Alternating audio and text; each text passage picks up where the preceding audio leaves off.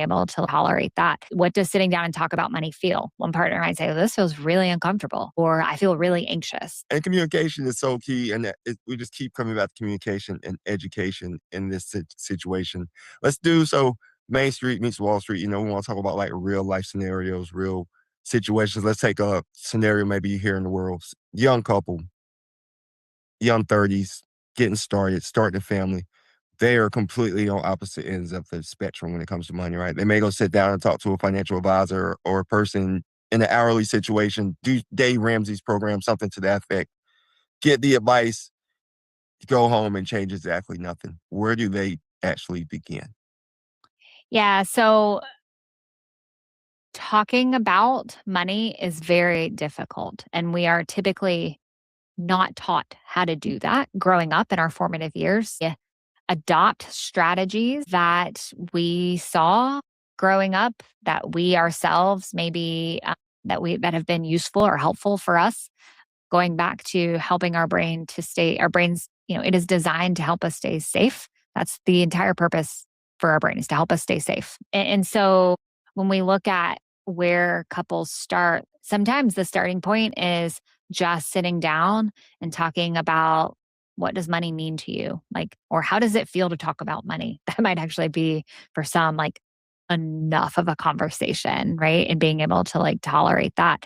What does sitting down and talk about money feel? One partner might say, "This feels really uncomfortable," or "I feel really anxious." Or one partner, like my husband, when we first started, wanted to talk all about it and show me all the spreadsheets, and was so excited to like walk through all of it. And for myself, it was very overwhelming. Not because I couldn't understand, but because, having a response to something, numbers don't lie, you know, right? And numbers, they're numbers, right? You can't argue with numbers. That's like what I was taught. Like, you can't argue with numbers. It's a number, right? It's fact. But having just kind of my own like response, like just sitting down and like seeing all that can be overwhelming. So for couples, sometimes just talking about, you know, hey, what is it like to talk about money might be a great starting place. So I encourage couples though to schedule regular money dates, and to have regular conversations. Treat it like a meeting, like you would maybe with work. So for Clayton and I, and where I, have seen a lot of success for other couples, particularly those where one or both partners is a professional, is schedule them during the day. Yeah. Schedule them during like the work day if you can. And treat it almost kind of like that.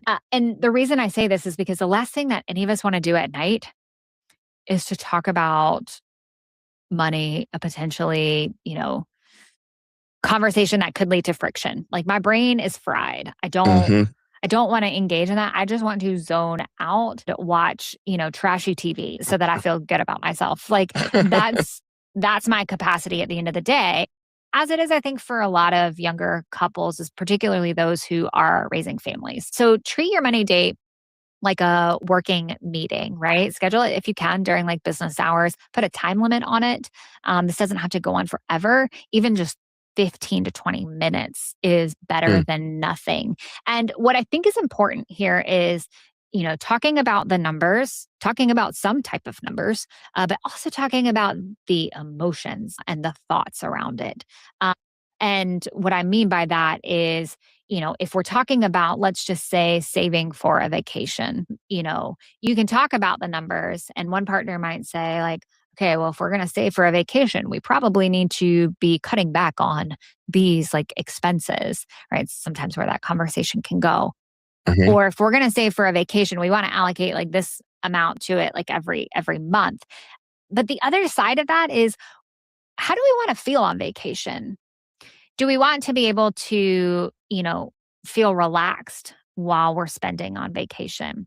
Do we want to maybe go on a vacation like a sandals resort where you pay everything up front, and then while you're there, you don't have to think about anything, because spending money on vacation causes a lot of stress, Yeah, sandals.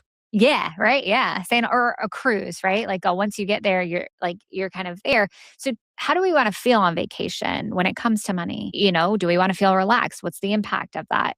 So I think talking about, both the technical side, but also the emotional, relational side is equally as important when we're having these money dates. Yeah, money dates. I don't think I've heard anyone put it or describe it as that. And especially having them like in the middle of the day. That's very interesting. Uh, So you mentioned having hard conversations, and we're in the world right now. Current events. People are getting married. We're seeing celebrities getting married.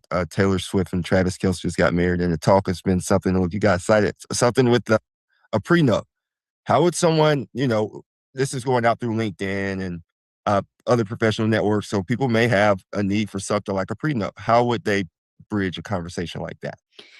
Yeah, I think prenups get a bad rap. I think that they have, and probably still are, like, just viewed as dooming a relationship to end, is what I hear a lot of clients say. And this is coming from maybe clients who grew up in family systems where a prenup was not like standard practice. So there are certainly families, particularly if you're looking at the high net worth, ultra high net worth space where like prenups are like, I say standard practice, but like they're part of it. Like those families know, like, yeah, you guys can go into this relationship, but prenups will be signed. Like there's just, it's common, I guess I could say, within those family systems. But, for others, like, especially if you didn't grow up in that, it can feel like, my gosh, you're, trying to say that our relationship is doomed and that's going to end. There's a lot of emotion behind it. I think there's some mislabeling there.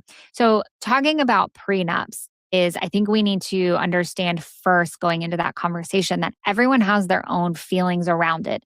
And while the idea behind a prenup is to, by and large, keep both parties protected, to keep both parties safe, to keep also the assets, the wealth protected. We all have different responses to that. And so it needs to be handled, delicately and sensitively.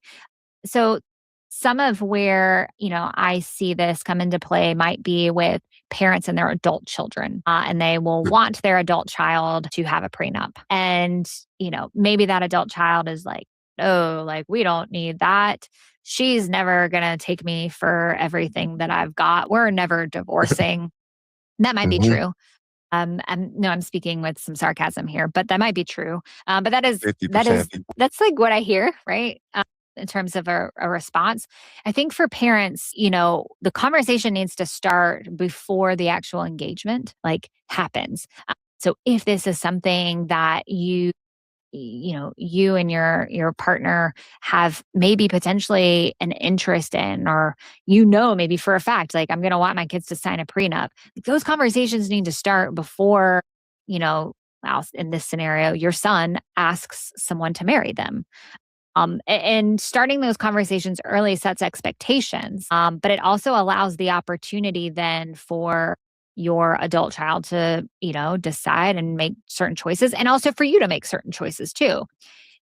I think that prenups can be really wonderful when done right, but I've also seen them cause a lot of harm. And typically that's in families where the conversations have not been handled well.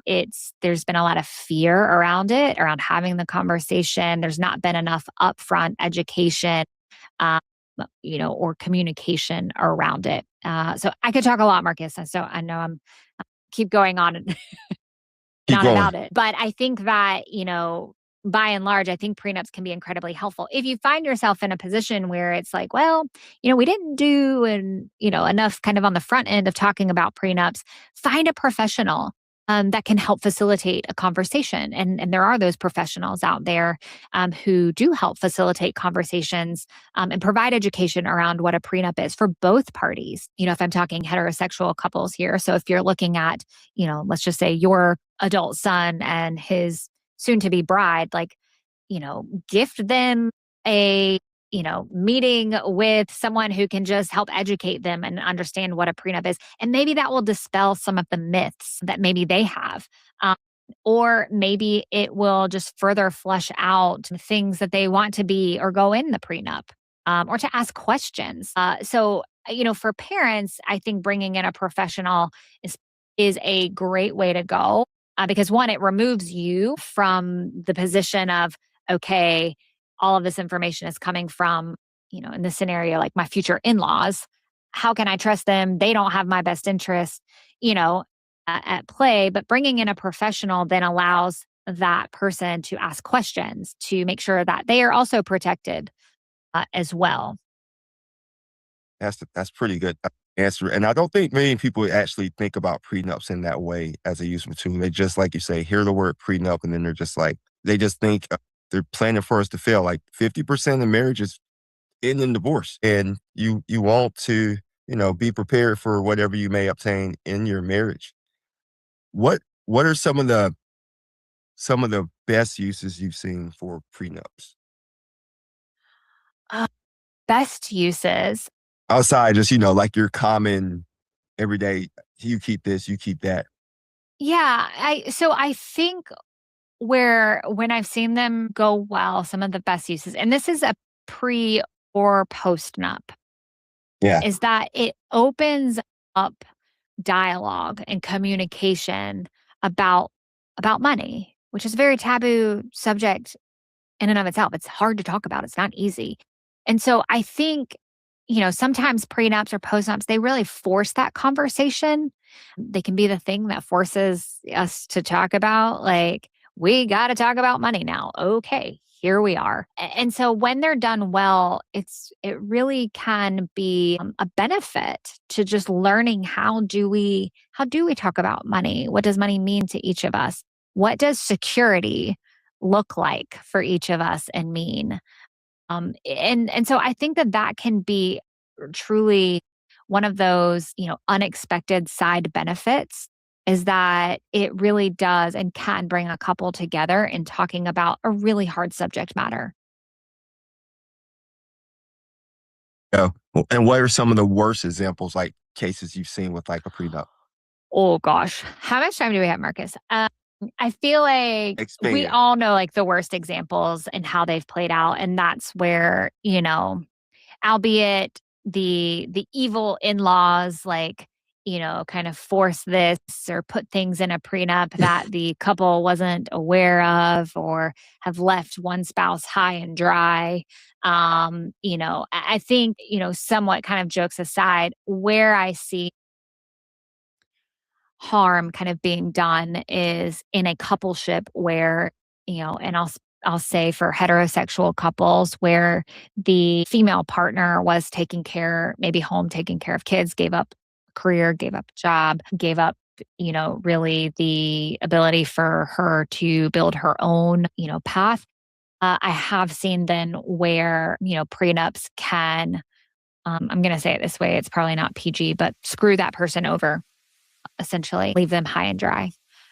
And so that I think is not okay. And I've seen where then that female partner is very resentful, of, I married this person, I trusted this, arrangement and how we had things. And then now, like, I'm left with nothing. And some of that might in part be because in this scenario, maybe the female partner didn't really understand everything that was in the prenup. They didn't fully, or maybe they did fully kind of trust like their partner or those that were advising them. They didn't ask their own questions, and no, truly like no judgment. But that's where I see that things can get really bad. Again, that's why I advocate for bringing in like a professional to do some education, and for both partners to have, an advocate in it, someone that is helping them think through like all the possible scenarios. So on the front end, like, hey, what if you guys have children and one of you wants to stay home? Like, how do you guys want to do that? How do you want to set things up? So,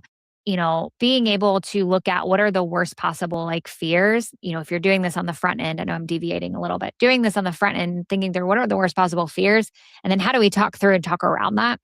I think can be immensely helpful in making sure that some of those worst things don't end up ultimately happening. Great, great explanation. And I really don't have a chance to have conversations about prenups, and we weren't even going to go deep into this. I kind of threw the prenups on actually, the fun of live, but it seems like something that you enjoy speaking on. So if you don't mind, we can talk about it just a little bit more. So with prenups, you mentioned the prenup, and then you mentioned the postnuptial agreement, right? So I think in general, prenups before you get married, postnuptial, that's, you can do that while you're married or even after you get married or after you get divorced, correct? Do you want to explain Um, a little bit more into those, or so I'm probably not the best at explaining the divorce piece. I do know like while you're married. talk about why you're married then? Yes, while you're married, you can. So this might come into play if a partner, and I've worked with clients in this capacity where they've received like a sudden windfall. or maybe particularly like an inheritance. So, one partner receives an inheritance from their parents. Maybe it was unexpected, and maybe as part of receiving that inheritance, they want a post nup put in place, and that can be really tricky. Yeah. It can bring up a lot there, but that is probably where I like more commonly see them is when there's some sort of inheritance or sudden windfall that's come into play after the fact, after a couple is married, and they want to put things in place legally in the form of a postnuptial. Got you. And you speak about once people are married and windfalls and generations of wealth being passed along. Do you think you mentioned bringing in professionals to have conversations with couples? Do you see professionals bring in, you see couples bring in like multi generations to have the professional come in and talk them through the prenup? That's one of the Yeah. best ways you would approach that. Yeah, absolutely. I'm of the mindset that the more the merrier, to some degree, right? But really trying to communicate across generations can be immensely helpful. One from just an awareness place, but also like an education, and modeling like, hey, like we talk about money in this family. Like money is not taboo. It's not like a secret. Like we talk about it. And this is how we talk about it. And it really allows like families, especially those of older generations, to start to model how we go about talking about money, but more than money, like how do we talk about security and freedom? How do we talk about legacy? How do we talk about relationships? How do we talk about philanthropy and giving? All of those things that come into play. Right. And what we've seen now, and we're in the middle of one of the greatest generational and just wealth transfers in history. It's great to have a woman on here, because there's not a lot of women in the finance industry, or I should say not enough. There are plenty smart, talented women in this industry, but they're not enough that are being seen. You may come across, or a husband passes away and the wife has no sense of what's going on, like financially. How do you approach that? Do you get in front of that? And then if you're not ahead of it and it happens, how do you approach it? Like if you just coming to the back end of it. Yeah, I think if you have the ability to be proactive, to say, "Hey, we as a advisory team, we have a couple where the male partner, and this is stereotypically like what happens, the male partner is very engaged. He's the only one that really shows up or participates. Like the female spouse, don't really know much about her. She's got like a few small accounts, but other than that, like, don't really know anything about her. There's an opportunity to be proactive and engage that unengaged spouse more thoughtfully. And there are a lot of strategies for doing that, where a lot of them boil down to is just getting to know her on a human level, connecting with her, finding out more about who she is. If she likes horses, right? Asking her, hey, sending her an email. Did you see the Kentucky Derby? Who are you cheering for? Right? Just trying to kind of, have frequent enough touch points with her, and then inviting her into a conversation of, hey, we're talking about retirement here. And I know your husband, John handles kind of everything, and that's okay. But we're talking about kind of this one piece, and I just would love to hear your thoughts. Would you be willing to jump on a call with me? As an advisory team, I think that there's a way to strategically be proactive to helping to connect with that unengaged spouse, unengaged partner, and when you do that well, when you can do that well, you earn that partner's trust, and they learn like, okay, well, even if I don't know a lot about money, I know that Marcus cares about me, and I know that he is willing to help me, right? And so when John passes, then it's, well, I really don't know all about this money stuff, but I know John worked with Marcus for a long time, and Marcus, I didn't go to all the meetings, but Marcus always checked in on me around Kentucky Derby season. And, he always asked me at least like once a year, like, what vacations I wanted to save for, spend money on, and, asked me to send him pictures. Like that really speaks to clients, right? In a way of, I can trust this person, like they are there for me, I can count on them, and they're more likely to stick with you as an advisor. So being proactive is by and large like my preference is how can we be proactive like as quickly as possible. Now, the second part of that is, well, what if you you've not been able to, and there's a widow that you're working with, and you want to continue the relationship. Um, I think that there are a lot of ways to continue that. First, just educating yourself on the grieving process and widowhood. What does it look like? Because the education is helpful. What you will find in and within that is that it can look different for every person. But just getting some basic education around, grief and, widowhood and how to engage with a client. Kathy Balasek, a dear friend of mine, is fantastic with grief literacy and education, at least for advisors. But understanding what is this client going through and how do I need to approach conversations.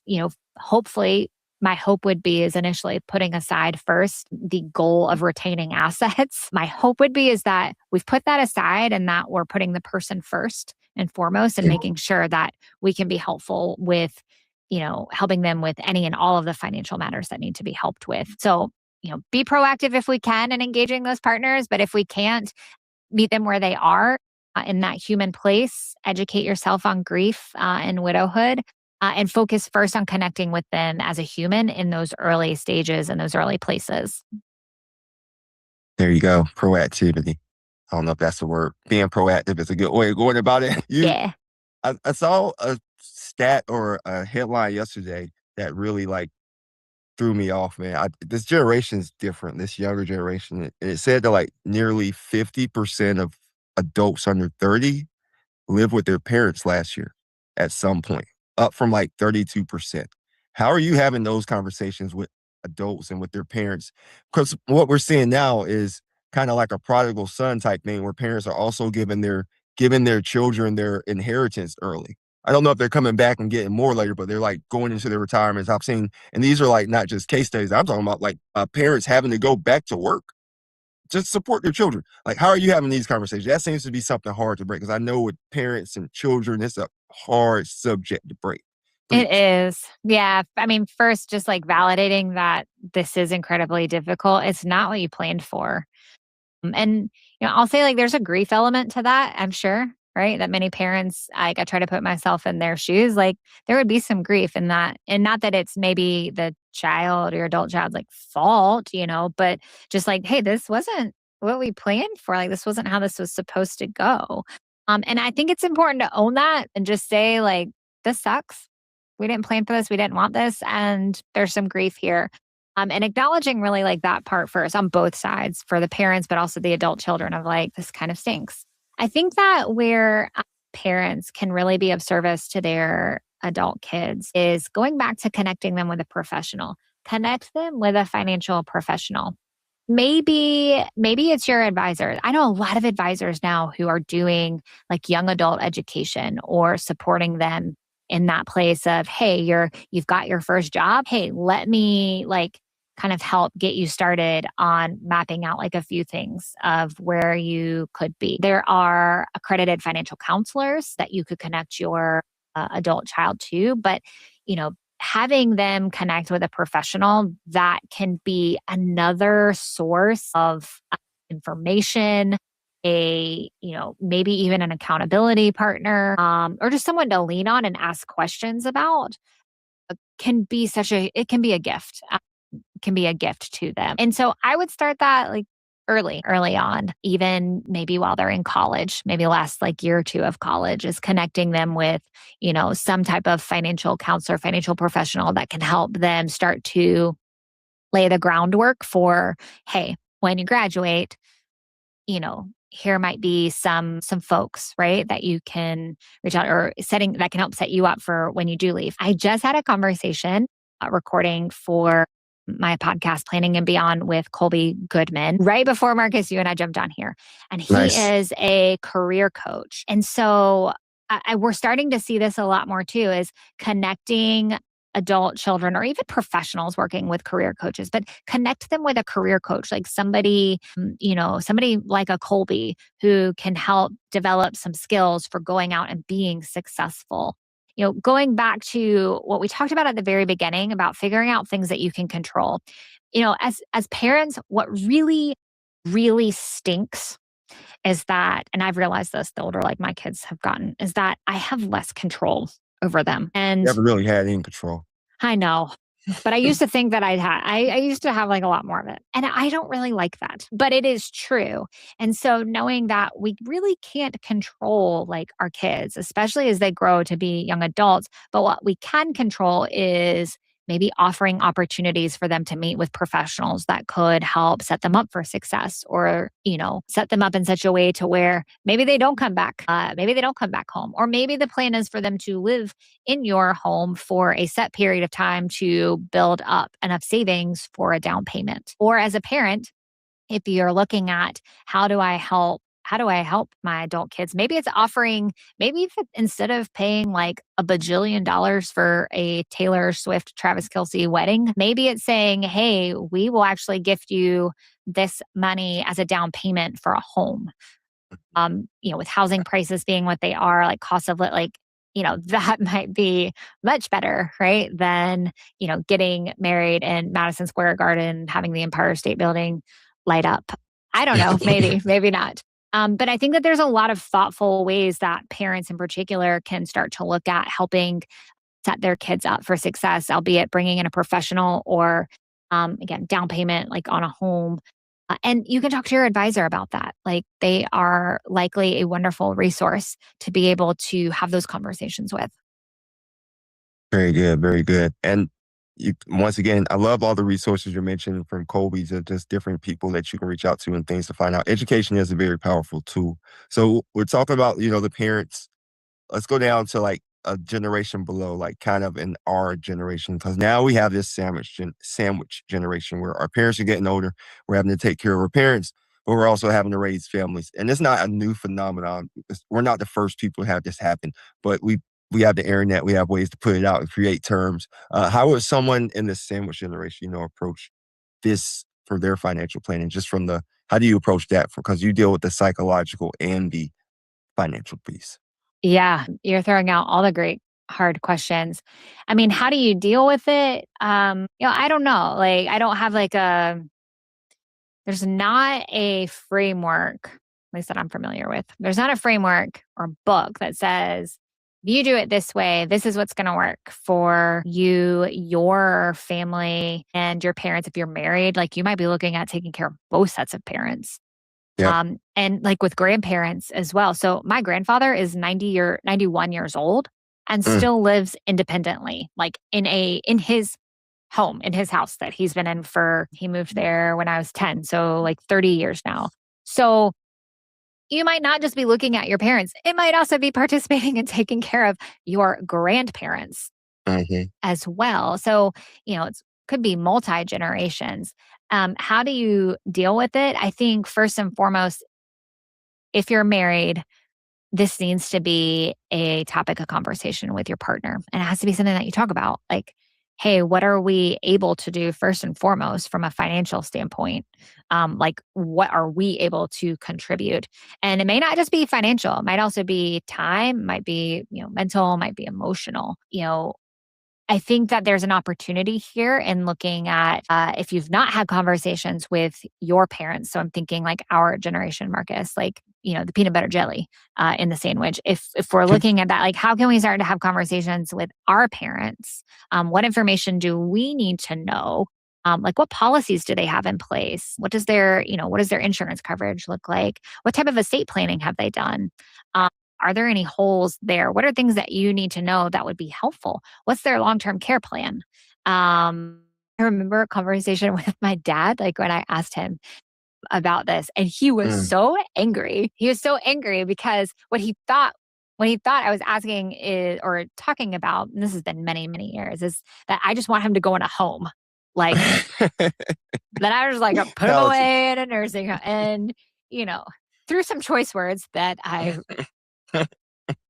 regret on my side. I'm very passionate. It's like the Puerto Rican, my dad's half Puerto Rican, it's the Puerto Rican like in me, very passionate. We were how able, you say it. You don't have to say the exact words, but don't say the exact words, frame it. yeah, well, I'm not going to say it, but my dad was able to say, and we were able to talk about like how my intent and plan in asking about his long-term care plan was to just know what are his wishes, So at the point in which he's not able to, or my mom, like physically able to care for themselves, like what do they want? Like what are their wishes? And is there anything like that needs to be put in place now? So like there's an opportunity, I think, for folks of our generation to start having those conversations with their parents. You don't have to wait for your parents. You're an adult. And that can feel a little strange to be like, I'm an adult and I can actually lead the charge in talking to my parents like about this. And I think if done from a place of care, which now I know regretfully, like learn the hard way how to approach that conversation. But I think if it's done through a place of like, I care about you and I love you and I want to understand like your thoughts around this so that, we can support you. I think it can be a wonderful conversation. And so that should be done. Like if it's not done, I would encourage, couples, I would encourage people to start having those conversations, with their parents. And it doesn't have to just be centered around like money, like, well, how much money am I getting? How much money am I leaving? Uh, it doesn't have to be that. You can start with like, hey, what are your wishes? As you approach, kind of even this next milestone, or if you become physically like unable to care for yourself, like what role do you want me to play, in that? And so those can be just wonderful bonding, I think, conversations if done well. But, you ask like, how do you deal with that? I think first and foremost, you can't deal with it until you really know the lay of the land and what you're dealing with. And the lay of the land is really that information on like both sides. What are your parents' wishes? What are also you and your spouse, your partner, like what are you able to take on? And also thinking about, your kids too. Like what do we also want to be able to do to help support and set our kids up for success? To the education. It Yeah. falls back to education and communication. This is good stuff, by the way, too. I really appreciate you just like breaking it down for people. These aren't conversations that we generally get to have on Main Street. So, but we need to have because we're having them, but not communicating in the proper way. Like you said, when you asked your father about that, what are his plans? You just thought you were ready to put him out the pasture. You know, Yeah. another thing, like, so we would, at a firm that I worked at before, you would call, you have your script, you talk to people. One of the responses is you'll say, how long have you been working there? And they'll say something like 30, 35 years. And you'll say, you got another 30, 35 years in you. And sometimes that hits differently. You know what I mean? Like sometimes you mean like your intention is like 30 or 35 years working there, but they automatically like, they're thinking like, what are you saying? Like in life or what do you mean with 30, 35 years? So, Oh, yeah. and that can trigger different things. That might actually work for the call because they might be like, maybe I need to think about where I'm at. But it's funny to think how it hit your dad. What are your thoughts on Trump accounts? And then I want to talk a little bit about your Beyond the Plan. I'm gonna pull up your website.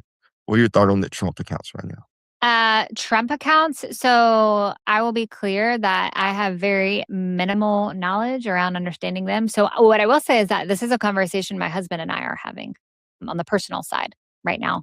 And so just exploring like what are first of all, how him helping me understand more technically, like what are they? What are they designed for? What are the implications for them? Um, and is this a way that we want to contribute like for our kids, like for their future? What's the impact of that to us? Are there other ways that maybe we would or could potentially invest at least in their future? And so we're looking at it like from like a kid, like from our kids angle, but also just exploring, I'll say, just more impact there. So I won't get into just my thoughts around the technical aspect because that's not what I'm qualified to do, but I will say that it is becoming a popular topic amongst couples, in exploring what does this mean and is this an option that is good for us and for our kids. And so I think anytime something like this comes out, I think it's important to visit. I don't always like to because I don't really actually like change. And I'm of the mindset like, hey, we have like our kids set up in this way, like, they have their own investment accounts. Like we're teaching them about that. Like, my God, do we have to have like one more account? Like one more thing like in our e-money, in our e-money account that I have to Portfolio. see for like, I'm just like, I can be overwhelmed by it. When I pull back from that initial response and reaction though, it is good to be able to talk about that and just explore because you don't know, right? Um, you know, I don't like change. I like things being simple. I don't like making things more complicated than they have to be. And not that a Trump account does that. I'm not saying that.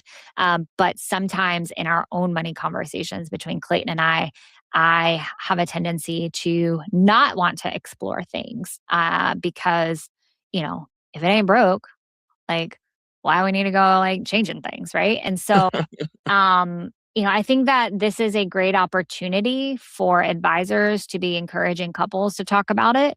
I think for couples, this is a great opportunity to talk, between you and your partner. This needs to be a joint decision. It can't just be one part, like, it needs to be a joint decision. And learning a little bit more just around, like, hey, what does this mean for us? And is this something that we feel okay enough to get behind? So I don't know if that it probably entirely answers like the question on my thoughts about Trump accounts, but I will say that with anything, I view it as an opportunity to really connect and bond and build further intimacy, like with your partner. Yeah. And see, you and your husband, you mentioned that you already have these accounts set up for your children. You talk about with your children as well. I think that's part of the initiative with the Trump account, Invest America accounts, whatever they're actually called Invest America accounts. That's what, but people call them Trump accounts. It gets more, or maybe it's the Best America initiative. However it goes, the name can change an account. People need to realize that because some people get so polarized by politics. Like, it's not red or blue. It's all about green. Well, the conversations we're having, you know, what what questions do you have about Trump accounts? Excuse me. What questions do I have about Trump accounts? Yeah. So I would say, like, right now, like, is my question within for our personal context is this something we want to pull the trigger on now or later? Do we need to pull it now? Can we cash flow that now? Um because we're certainly looking at that. What are we potentially giving up if we do? And so those are questions that, like, we have to actively like answer for ourselves and look at. And we've, started to do that and earmark some time for that.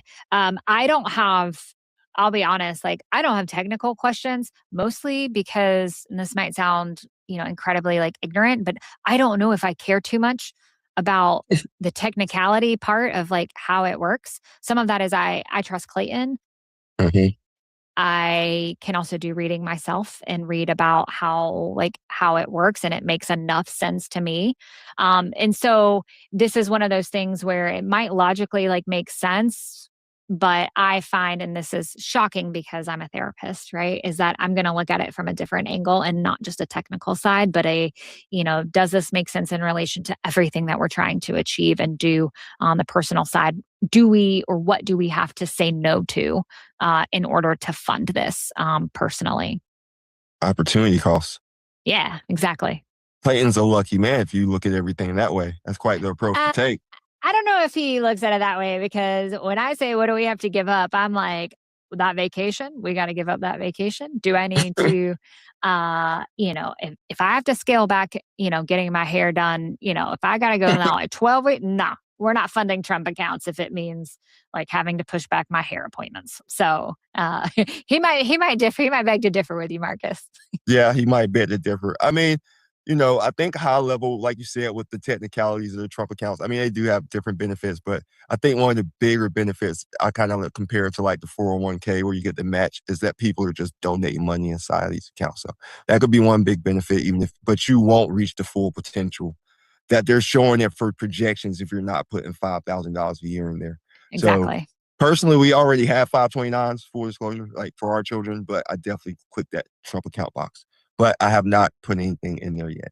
And I don't know Yeah, because that's further conversation to have. But if something exactly. goes inside of the account, right, like it's already in there. But Yep. and I showed it to my kids and we had a very interesting conversation.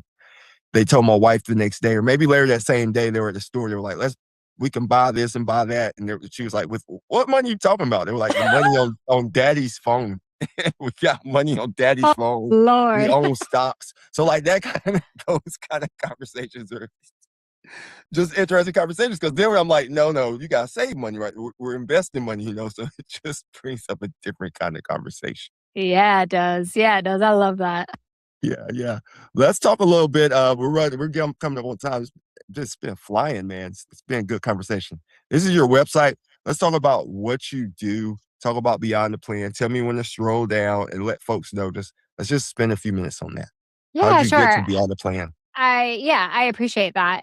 So high level, like what we do at Beyond the Plan is we help firms implement financial psychology support to their clients, but also to their teams. And so, going back to, I shared at the very beginning a little bit about my journey and just my thoughts here. I feel very passionate about being able to serve and help both ends, both on the advisor end but also on the client end as well. And so, what's unique about the work that we do is there are a lot of people who are, either financial behavior specialists, wealth specialists, wealth psychologists. There's a lot of different terminology like there. And really, primarily, the work that they do is geared more towards clients, helping and serving just the clients.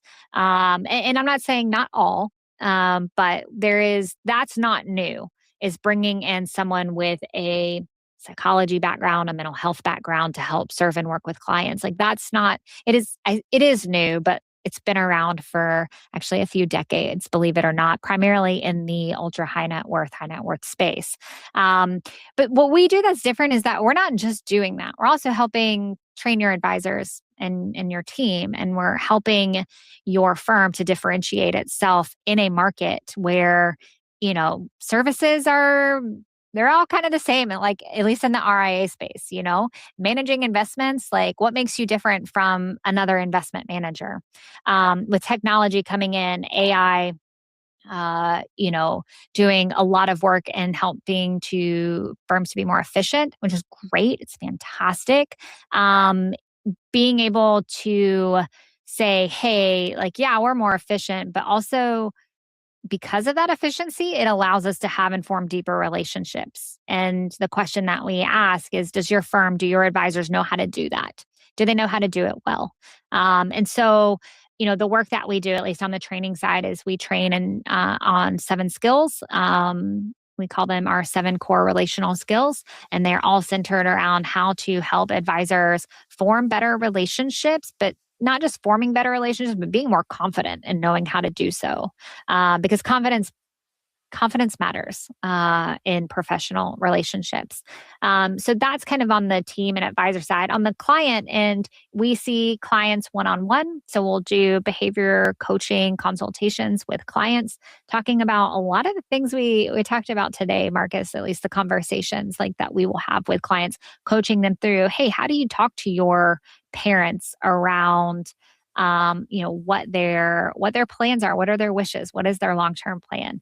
Some people are like, I don't even know where to start with that conversation. I have no idea how to have it, but I know that it needs to happen. And so that might be a scenario where we come in and we meet with the client and coach them through how to do that. There's others around, for couples becoming more aligned on their spending. Or how do we have a money date? How do we talk about this? For widows, we talked about earlier. How do you engage that disengaged partner or unengaged partner in a client advisory relationship? Maybe we are the ones that do those initial touch points and start to reach out to that spouse to get to know them and bring them more into the advisory firm. So we meet with clients one on one, but we also do co-facilitated meetings too, as well. So when life stakes might be high or difficult news or difficult conversations need to be had, we participate in helping the advisory team with that. So there's a lot, Marcus, that we do. But really, it's all designed at helping the advisor, the firm end, and also the client end as well. Yeah, it sounds like you do have a lot of stuff that y'all are just like, you got it out there and it's all brings value to both sides. So it's good. You got the B to B with the advisors, the B to C with the clients. Um, I was actually going to ask you the question on the screen. So answer that for me. A fractional chief behavior officer.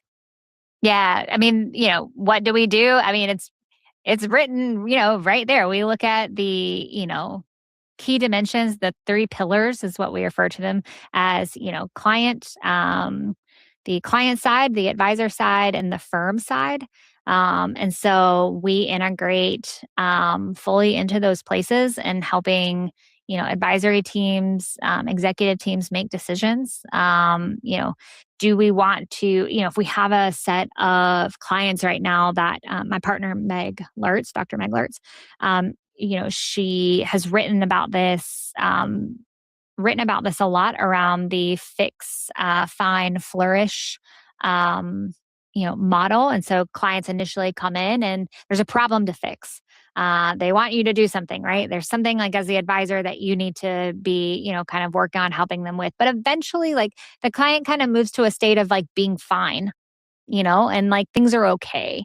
And the annual meetings are just kind of like, yeah, here's your investments. Here's how well they did. Here's this. You're looking good on this. Yeah. How are the kids? Oh, they're good. Great. Awesome. Got any summer plans? Cool. All right. Well, we'll get you scheduled for next year. Like that's an example of like like it's fine. Like the clients are fine, the relationship's fine, but that's also a very risky state for the advisor client relationship, right? Because you may not know like all like from a place of depth, like what's really going on like behind the scenes. If we're not asking thoughtful questions or being directive in how we guide the meeting structures and conversations. And so, Meg talks about how can we move our clients from like fine to flourish, and so we come in and we help talk with firms around how do you do that? Like, how do you help your clients to flourish? What types of meetings can you have or questions can you ask even within that annual review meeting? So we serve as like strategic partners in that place and helping firms, really elevate their level of service. It doesn't have to change like drastically, but, even just adding a few extra questions like into a, annual review meeting or a discovery process, you might be surprised at how that can really start to transform, the client relationship and even possibly like make, that client a great referral source as well. Nice. So y'all come in, just fill the gaps. You help them where they We need fill the the help. gaps. You're Yeah. like, I don't know if well, you're from down here, so you've heard of BASF. Like BASF doesn't make things, we just make things better. Is their Yes. motto. Like, do you all do the investments as well? I heard you No, mentioned so investment review.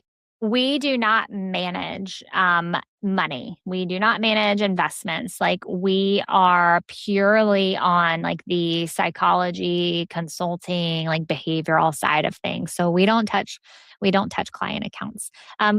When it comes to investments, like we might help structure investment conversations. So how are we talking about risk?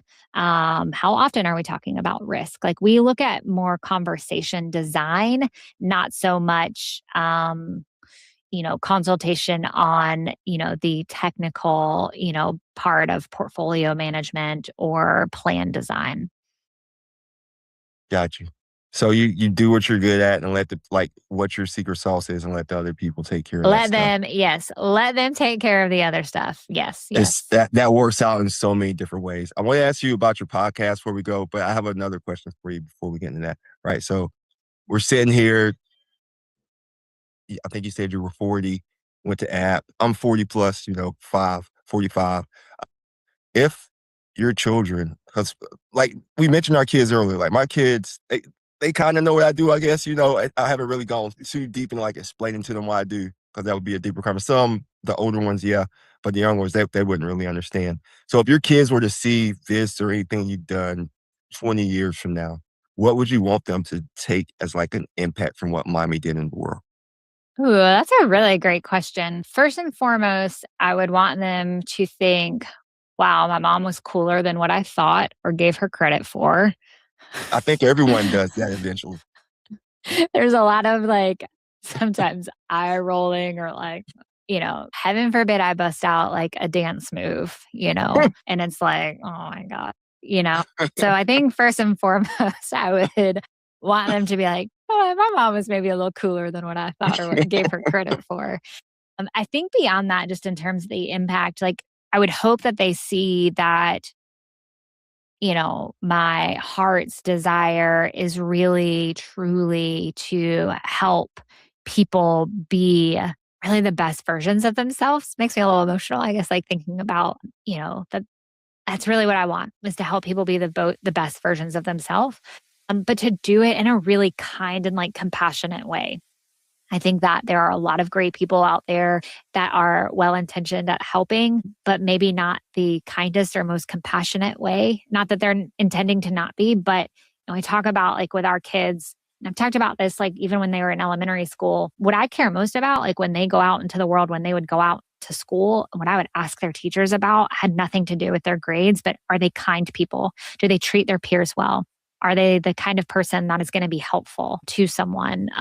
Are they, liked but liked in such a way of not from a popularity, but like, people view them like as good people.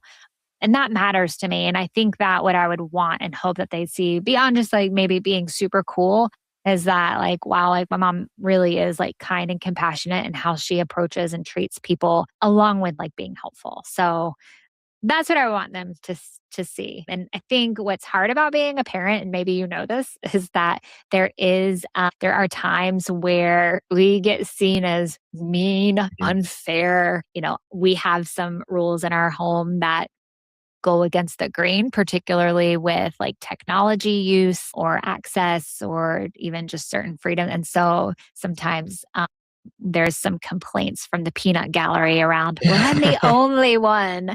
We're the only ones. Like, why do you have to be a therapist? Like, why do you have to know this? And so I think sometimes they probably maybe think that I'm trying to make their life difficult. But what Yeah. I hope is that they can see, wow, like my mom really loved me and like is really kind, even if she didn't let me have video games until I was 12 or, watch YouTube. So that's what I hope. We'll see. I'll have to report back to you, Marcus. All right, we'll chat back in 20 years. We'll chat back before that. But yeah, no, and I agree with like different ways of raising the kids. Let your kids know that that kind of stuff happens in our home too, like the technology and all that. Because I don't play video games. Nothing against people who play video games. So it's not like Yeah. there's a bunch of video games in the house. I used to play video games, but I realized like video games just take way too much of my time. So I had to stop doing that.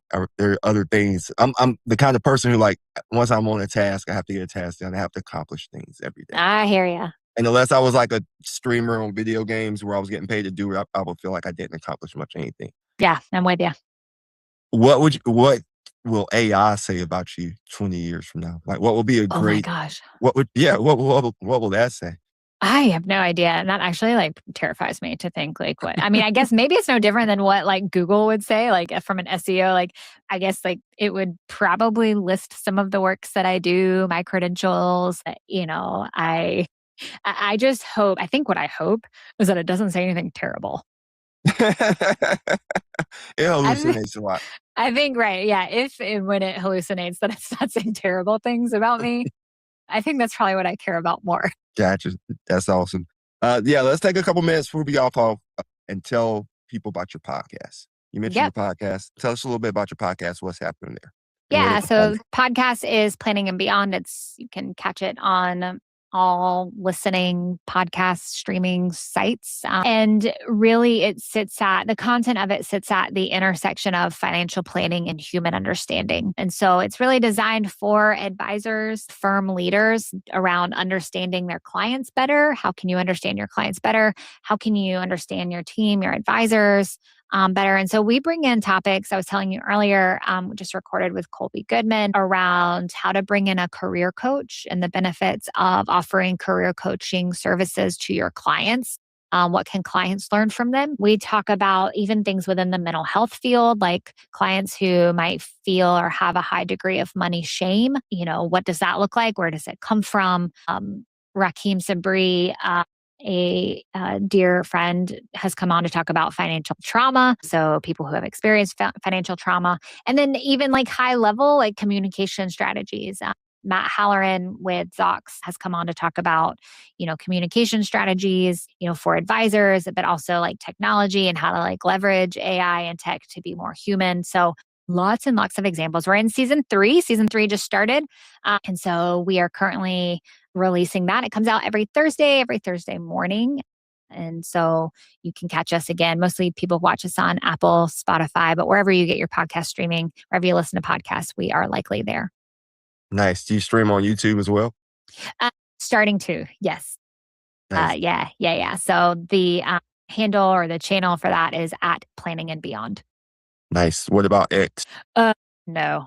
I used to be on X. I'll be honest. I used to be on X. And then it was like, gosh, this is a lot of work.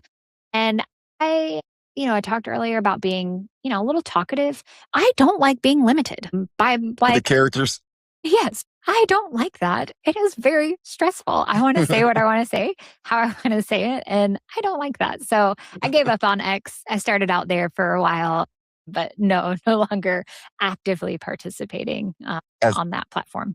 as the saying goes, I didn't have time to write you a short letter, so I wrote you a long one. Right. Yeah. Right. That is me. Like I just feel like I've so much stuff is gonna be missed if I try to say it shortly. So I gotta like write this, give you the context of why I Yes. wrote that into I'm this. with you. What made you decide to start the podcast? Oh, I wanted to have cool conversations with cool people. There's an element of wanting to selfishly learn from people in the industry. Podcast is a great way to do that, right? You bring on people, you learn from them. So I've had fantastic guests, and I, won't be able to name them all, but Dr. Jim Grubman, Moira Summers, her episode will be dropping out later this fall.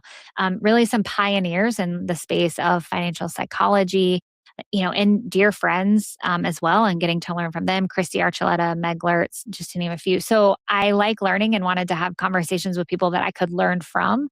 But I also wanted to really help advisors look at relationships and helping clients through a different lens. And there's not really a lot of podcasts out there that focus on the type of content that we do. So it seemed like an opportunity. I also like talking, Marcus. So it was easier than writing for me as well. Nice. Now you can just talk and have it written for you with AI. It can like translate it Exactly. all Yeah. into it for you. You use a lot of AI? I use it for brainstorming. I use it mostly like on the business side, like helping with things, particularly like, so for example, we've started to explore like, hey, we might need a W-2 employee. And so I'll go back and forth and kind of ask like about how is that structured, trying to learn, a little bit about that. So I'll use it on the business end. I use it for like the podcast in terms of like, here's this guest, shoot me like 10 interview questions that I might want to ask given what you know. So I might do it for some of that stuff, but try to keep it to more streamlining like business tasks. I enjoy being creative. So, the Yeah. creative pursuits of the business, I try to keep out.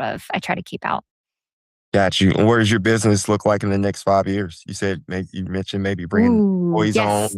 Yeah. So currently, we have 10 firms that we work with. My hope is that is doubled, if not tripled, and that our team size grows. So I want to grow a team of other financial therapists, financial behavior specialists that are seeing clients that are also plugged into firms as well and doing this work. So I hope that, in 5 years, if we have this conversation again, I hope that I can say, oh my gosh, Marcus, we have like 30 firms that we are actively serving right now. So that's my hope. We'll see. Oh, I think you're planning too small. 5 years, right? Maybe. I don't know. Maybe. We'll How see. long has your firm been open? How long have you been I've been doing this for 3 years now. Yeah, 3 years now. Yeah, the math says that you'll reach that number before then. You know that. Yeah. We'll Yeah. see. I probably don't give myself enough credit, but also being cautiously optimistic as well. So we'll see. Do you and your husband both work together? No, no, Oh, we so love that's each other. Yeah, we love each other. So no. but in the same field, but not does his firm work with your firm? So not like not like overtly directly, but there are times where Clayton or one of his like they'll ask me like questions about like a client, or I've gone and sat with clients or met with some of their clients around issues or struggles and stuff that they've had. So it's not a formal engagement, but that's probably for the best. So like I said, we're both firstborn children. Mm. We are both very ambitious and we have our own ideas. And so it is very, very good for our marriage. I think that we have like our own separate spaces to exercise all of that. You challenge each other. We do. That's You a good push word each for other it. to be better, though. That's a good thing. That's That's a a good good word thing. for it. We're about to go. Before we go, I wanted to give you time. Like looking at this screen right now, you don't see this too often, right? How could we get, if you had a way to get more people into this industry, like, women, we don't see a lot of women. We don't see a lot of other type of minorities. See a lot of people. I don't know Clayton, so I'm assuming that look like Clayton in the industry. But what would you say? Because I know personally, I want to see more people because it helps more people understand. Like women generally want to work with women. Black men generally kind of work with black men. How do you see us growing the industry for more people to Ooh, I think that's a loaded question and one that would be hard to sum up very quickly. What I will say is and that take your time? I do think that it, in many ways, requires those who are in privileged positions doing advocacy work, offering opportunities for those minority groups in financial services, and even doing, some outreach there. So there's probably a lot of answers, Marcus. I think that, so I have a good friend, Stoy Hall. He's the owner of Black Mammoth. He's a financial planner. He does family office work. And so he's all about being loud. And it's one of the things that I find very endearing about him is, being loud, saying it proud, like speaking out there for these minority groups, because I think that that's important. And when, others like women or Black men or Black women or other just minority groups, right? When they are out there and they are loud about the work that they do, people notice. And so, I think it's a systemic, problem. It's not just there's not responsibility, I think, just in one place. It's more systemic, larger than that. So I think it requires those that are at the top, being more open and advocating for those minority groups. But for others who are in those minority groups, like be loud out there about the work that you do. And yeah, That's a great answer. That's a great answer. Where can people find you? hang out on LinkedIn a lot, way too much. So I am there. Feel free to reach out to me there. You can check me out on the podcast as well. I spend a lot of time engaging there. We're starting to venture into YouTube, so you can engage with us in our content there. But yeah, those are three places that I would encourage people to reach out to. You can find me through or good old fashioned email. You can go to the contact page on our website, beyondthefp.com. Head over to the contact form and shoot me a good old fashioned email. I'd love to hear from you. Very good. Very good. Thanks, Ashley.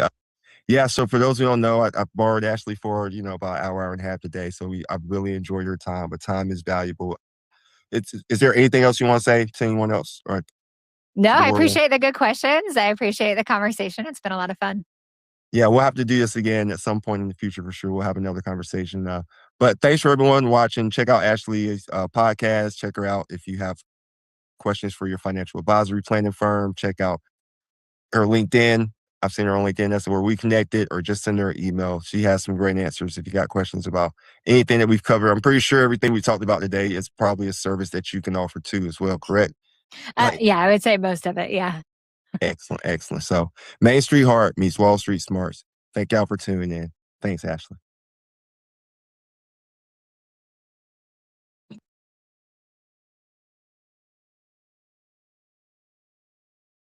Buying a little bit of Intel stock that back in the mid 80s when I was at, a different firm, actually, right before I joined Prime Book called Invesco. But I bought some Intel, maybe only 100 shares, but it, tripled or quadrupled over the next few years. And then my income was also rising. And I decided instead of, meeting my church pledge by writing a check every week, you know, I would just peel off a little bit of the Intel stock and give it to the church. And that way I didn't have to pay a gain on the stock. The church got the same amount of money. I didn't have to mess with weekly or monthly, checks. And it was really simple. And then fast forward a few years later, and my Intel continued to do well. And I had one or two other stocks that were doing well and had some charities that I wanted to support in addition to my church.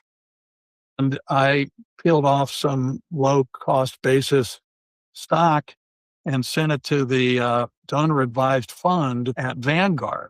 DAF is the acronym that some people use. And back then, and maybe still today, to open a DAF account was $25,000. The beauty of doing that is you get the deduction in the year that you give that stock to the donor advised fund, and then you can direct that fund to make gifts to your church or your alma mater or whatever 501(c)(3) beneficiary that you choose. And I just do that online. It is so simple.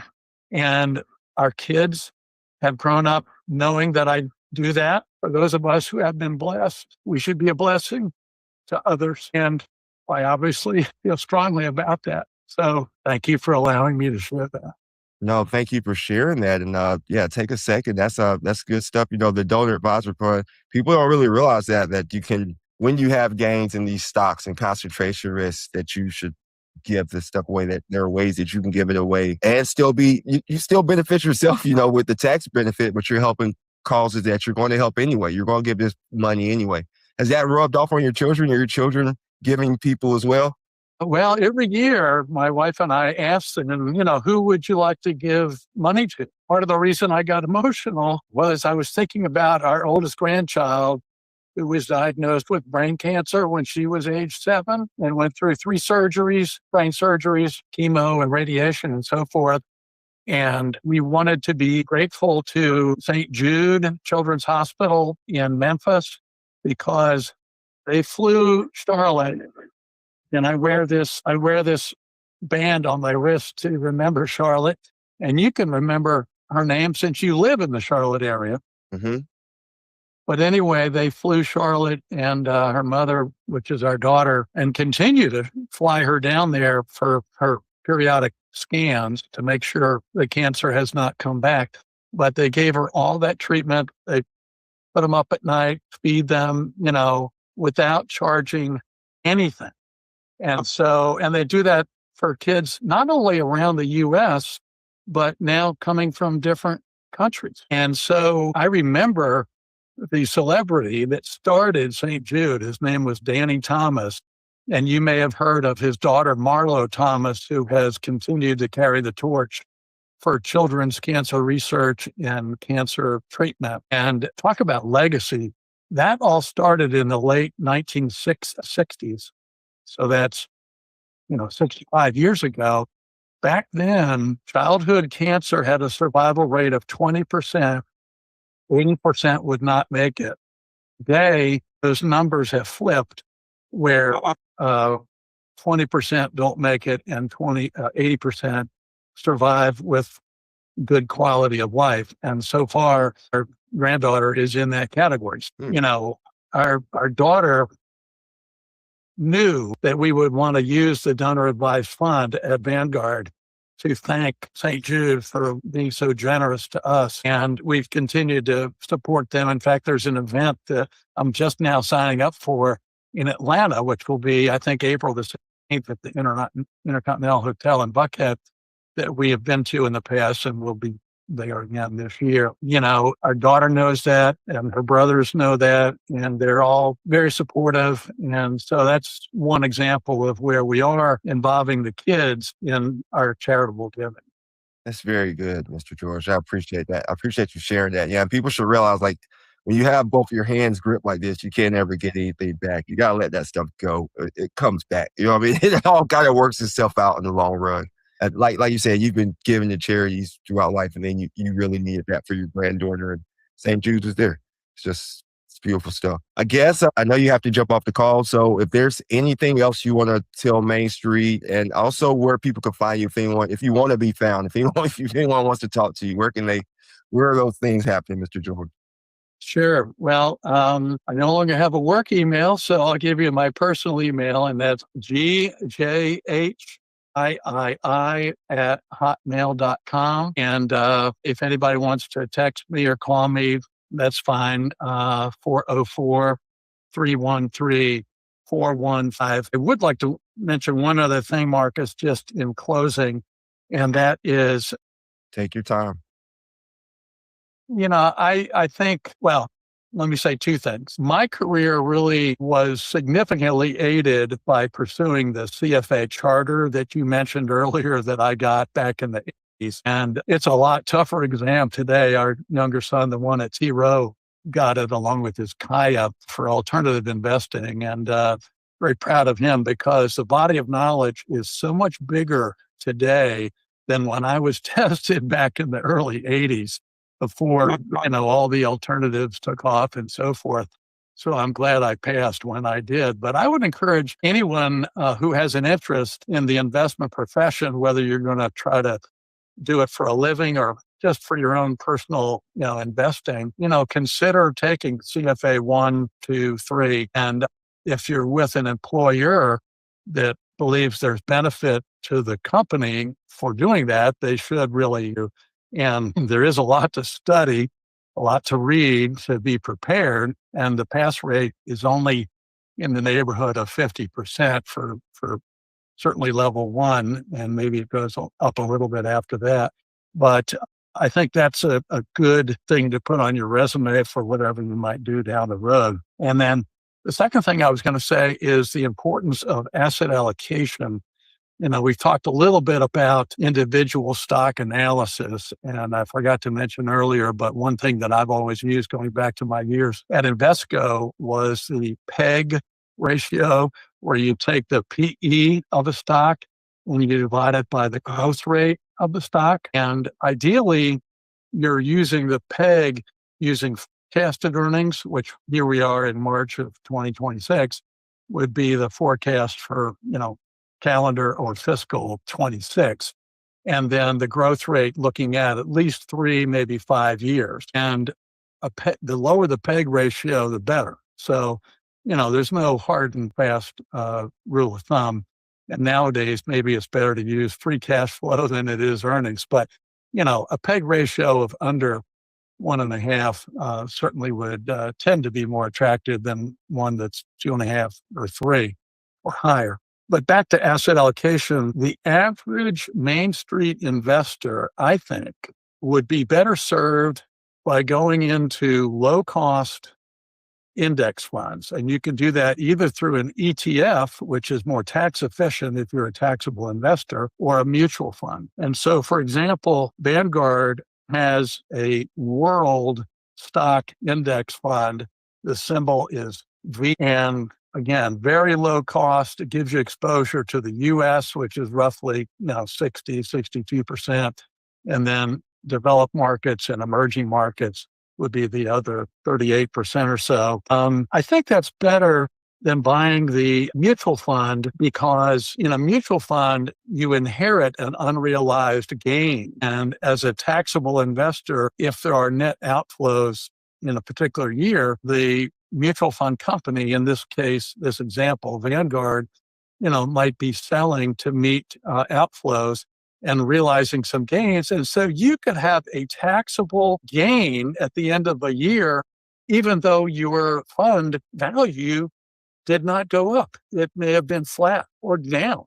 So I think the ETF, exchange traded fund approach, is good. So if you want just US, VTI is a good ETF. That's the Russell 3000 domestic. And then if you want non-US, VXUS, I think is a good option. But again, trying to, as you mentioned, I heard your podcast on the brand recently, and you talked about the power of compounding, and that is so true. Set the money aside, try to add to it when you can, and maybe it's through a 401k plan. Employer matches up to 3 or 4%. Definitely take advantage of the employer match and just let it grow. And pounding by the time I retire, which I just did, I mean, it's a nice chunk of change. And now I have my, required minimum distribution to take the place of my W-2. And so, all is good. All is good. That's good stuff. Yes, I think that's thanks for watching that episode, by the way, with Sam. Sam, shout out to Sam. This is great advice. Like as far as with the ETF versus mutual fund, then you actually gave people places they could go and buy these things just to have diversification inside their portfolio. Wow, Mr. George. I could talk to you all day, but I know you have to run.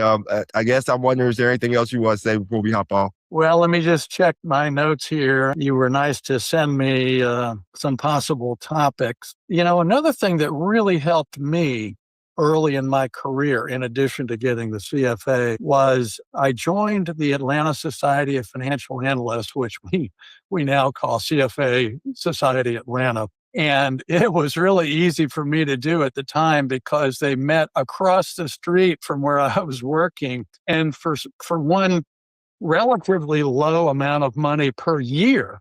I mean, I think it was less than $100, might have been 75. They included lunch and a speaker, and it was every Wednesday at noon. And so, I mean, that was a no-brainer. You would just go to the lunch and listen to whoever it was. And lo and behold, back then, this was, 85, 86, 87. I met some of the original 9 partners of Invesco who had left the old Citizens and Southern National Bank, CNS Bank, at the end of 1978.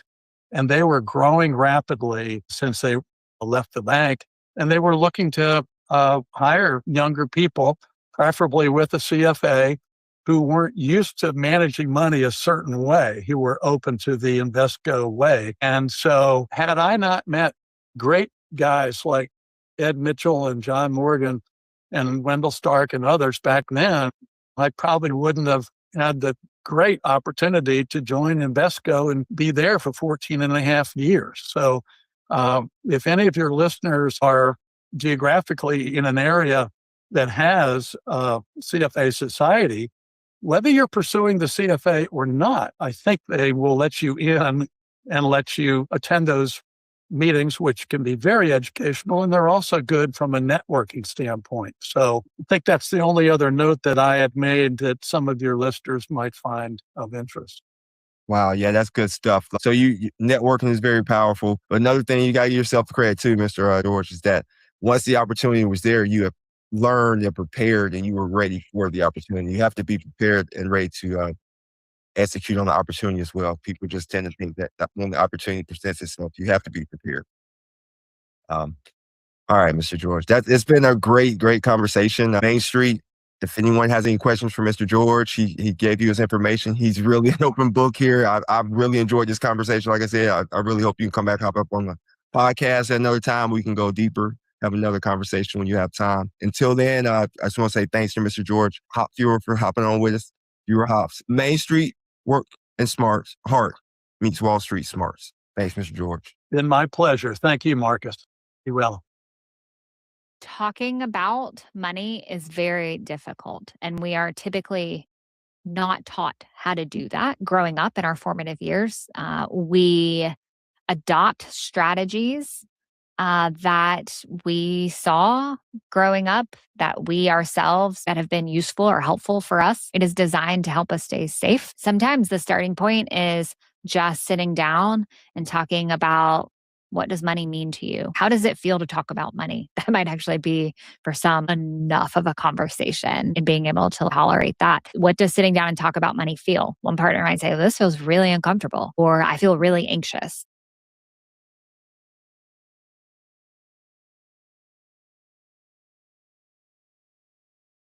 Wall Street Podcast, broadcasted live again from Wall Street South, Charlotte, North Carolina.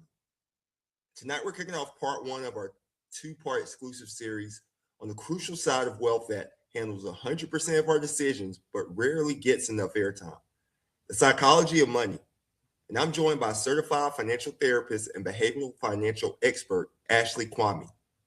Tonight's mission is to shift our focus away from the stock charts and step straight up to the kitchen table. Money is about truth. Money is rarely about the math. It's about the mindset, communication, and human behavior. In part 1 of our deep dive tonight, Ashley and I are breaking down mindset versus math, why financial friction in relationships is almost never about the numbers, but what money represents below the surface. The Money Date Framework, how busy couples and professionals can schedule high-yield, low-stress financial check-ins, navigating taboo conversations, destigmatizing prenups, postnups, and multiple generational wealth transfers, And then macro-driven anxiety, how to filter out noisy media headlines engineered for focus strictly on what you can control. Before we jump into the engine room with Ashley, go ahead and hit that like button. Make sure you subscribe to this channel and drop any questions in the chat that you have now. If you have a partner, go ahead and grab them and come sit down for this one too as well. I have some ways to share, some of those harder financial questions that you may have. And if you haven't had any of these conversations, Ashley gives some great ways to begin the conversation as well. It's going to be a good hour. Thanks for tuning in. Main Street Heart meets Wall Street Smarts. Here we go. Yep.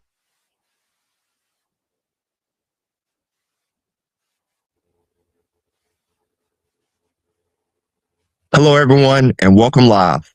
Whether you're tuning in with us on YouTube, joining the conversation on LinkedIn, or streaming live on X, welcome to today's special live event. We talk a lot about market cycles, asset allocation, and building robust portfolios. But today we're diving into a side of wealth that's rarely talked about enough, especially without enough depth. Yet handles 100% of the decisions we make. The psychology of money, behavioral finance, and our financial choices impact our most valuable assets, our relationship. Money is rarely about math. It's about mindset, communication, and how we navigate financial decisions as families and partners. To build a truly holistic strategy, we have to look at the reliant health right alongside the financial plan. That is why I'm incredibly excited for today's session. We're shifting the focus from the charts straight to the kitchen table to discuss how couples can align their vision, overcome financial friction, and build true wealth together. Joining me today for this breakdown is an absolute expert in the space. She's a highly respected certified financial therapist, a specialist in behavioral financial, and a consultant who's helped individuals, couples, and financial professionals navigate the deeply emotional and relational side of money. So everyone, please help me and welcome to the broadcast, Ashley Kwame. Ashley, it's great to have you here. How are you? I'm well. Thanks, Marcus, for having me. Yeah. Just want so excited. I saw you on another live, and I was just excited to have you on here today, so we can just sit back and talk a little bit about the psychology of money. Ashley, Let's go. Favorite topic. I love it. let's go. Where were you tuning in from right now, or calling in from? Yeah, so I'm located in Augusta, Georgia. So for those of you who are big golf enthusiasts, you may know that there is a small golf tournament that happens there once a year. So in the South, as Marcus, you and I were talking before, I'm from North Carolina originally, and I say currently forced to live in Georgia, hoping one day, someday, I can make my way back up to the Carolinas, where I left my heart. Where you left your heart. We were talking online as we wait for some people to come on, offline as we wait for people to come in, about your journey. Let's before we get into the what you do and how you do it, let's talk a little bit about how you ended up in Georgia. I thought it was actually kind of fascinating. Yeah, so I'll take it way back. I met this really cute guy in college. Oh, he was so cute. And fell head over heels in love with him. Um, Decided after we graduated from the Appalachian State University that we would get married and spend the rest of our lives together. And so that we did. Um, Getting down to Georgia was a little bit of a journey. So after college, Clayton had a military commitment that sent him to South Korea, where he was stationed for a few years. I wanted to pursue marriage and family therapy and becoming a clinical therapist. So I went to graduate school down at Valdosta State University in Valdosta, Georgia. After graduation and being separated for the first 2 years of our marriage, which is crazy, I joined him over in South Korea, where I worked for the U.S. Army in the addictions space. At that time, we wrapped up our time in Korea, moved back stateside, and landed on Augusta. Clayton wanted to pursue his CFP hours and becoming certified as a certified financial planner, and also still wanting to remain in the Army Reserves. And there's a military base here, Fort Gordon, was Fort Gordon, now it's Fort Eisenhower. And so we said, hey, this is pretty equidistant between our families. I could continue pursuing my clinical work, becoming licensed, and everything just kind of said, makes sense. Did not anticipate being here 14 years later. I will say that, but here we are. It's a great area. We've, enjoyed it. I don't know if we'll stay here forever, but at least for now, it's been good to us. Very cool. Very cool. So you got Georgia on your mind, right? I guess so. Yeah. And they don't even like, you're not growing peaches in Augusta, right? Like that's not the peach part of Georgia. Actually, no, it's not. We get our peaches from South Carolina. Ooh, I feel a little bit like a traitor, but we we cross the border over into South Carolina and we get all our peaches over there. So hopefully, my fellow Georgians don't take too much offense to that. Yeah, they'll be all right. They'll find something else to take offense to, I'm I'm sure sure. they will. I'm sure they will. Yeah, I had a cousin who went to college down there at Payne College, I believe is the name of it. So Yeah, yeah. That is I want to say that that is one of the HBCUs. I know here, Morehouse, I know is over in Atlanta, but I believe that Payne is an HBCU here in the Augusta area. Downtown, they have a cute little campus in the downtown area. yeah, it's almost like Boone, because pretty much all of Boone's downtown is, well, It's it's not very the true. downtown, but part of it is Appalachian State. Like a lot of it is Boone Yeah, in there. very true. Very, very true. Very true. Before we dig into like actually deeper sets into like mindset and money mindset, tell us a little bit about like what made you decide to like tell us more about your journey. What made you decide that you wanted to help people specifically with the financial side or the psychology side of mindset of money? Yeah. So I went to school to be a couples therapist. So I was licensed as a marriage and family therapist, set out to have my own private practice, which I did for well over a decade, a solo practice where I specialized in meeting with couples and families. That eventually grew into a group practice and that specialized in the same. So, part of that clinical work, though, Marcus, what I noticed over time is that couples would bring a lot of stuff to the couch.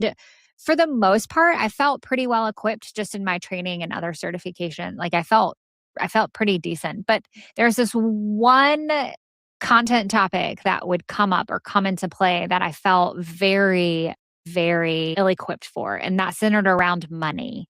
So knowing, at the time my husband, well, he still is, but as a financial planner, I would ask him like, hey, this couple is arguing about, this particular like budget item or what to spend on this. Like, how do I help them? And Clayton, was like, I don't know. Like, I don't know. What do the numbers say? Are they overspending? And I'm like, oh, that's not the problem, Clayton. That's not the issue here.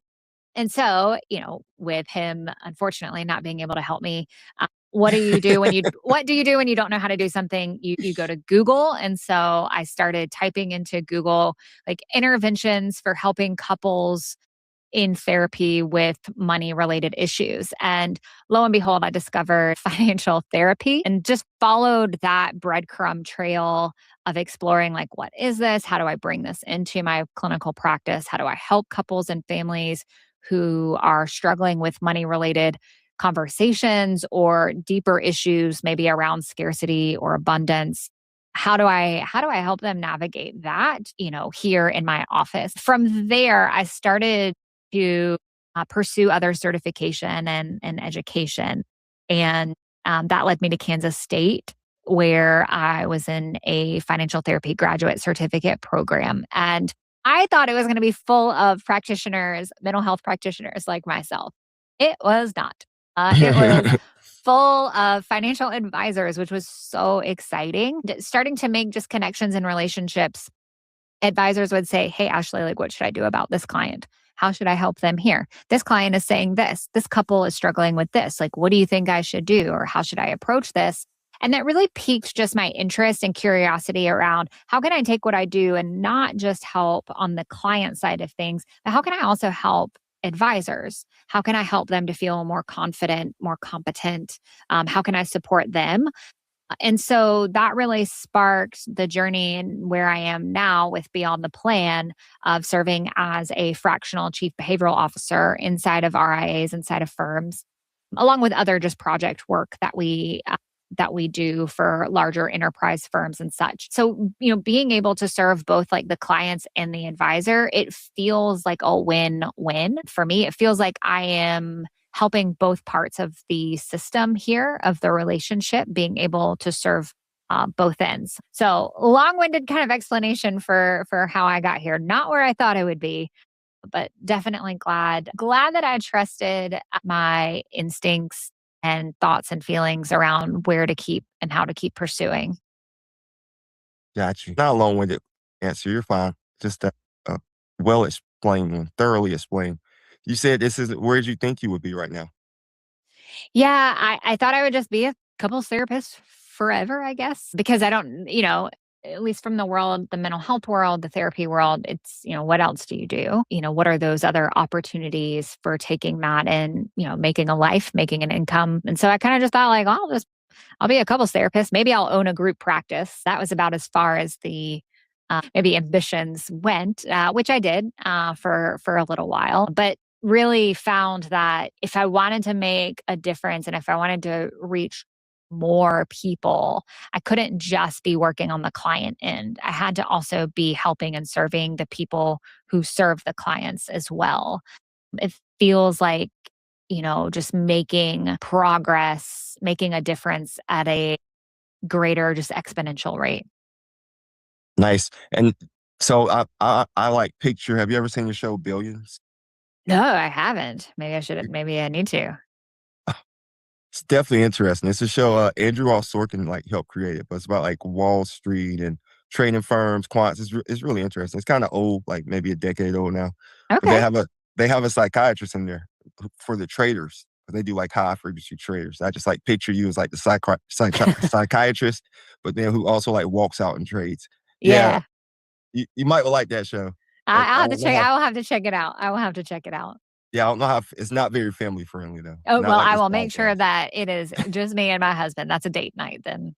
Yeah, there you go. Yeah, it's a date night for sure. It's very interesting. You're watching, you're like, oh wow, okay. It's not a bad one. It's not a bad one. What are some of the things that you and your husband talk about with money? Um, so on the personal side, like we've always talked about money. One of the things that we do very, very consistently is talk about our goals. And so every year we have a goal planning meeting, and that's something that's evolved. Just, we've been married almost 18 years this month. And so that's evolved from the very beginning, just around what do those goal conversations look like. So we talk about, what are we saving for? Where do we want to be in 3, 5 years? 18 years ago, it was also 10 years. And I guess it still is now at 40, but I'm like, "Well, I don't want to talk about 50. That feels like a big number." But we talk about what we're saving for, what's coming up, what are the things that we want to do, but also what are we spending on? Things that maybe we need to spend on, but some, other parts that maybe we want to vacations, trips, investments and careers, things like that. So that is the thing that we consistently do like every year. We have a structure, we have a framework that we do and talk around that. But I don't know if it's good. I don't know if it's healthy. I don't know if it's bad. I don't know where it falls on like the spectrum, but we talk a lot about money.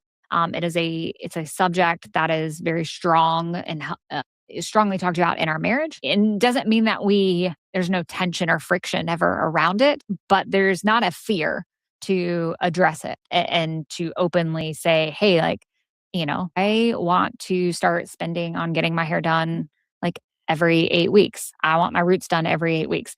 So, fun fact, this is not my natural hair color.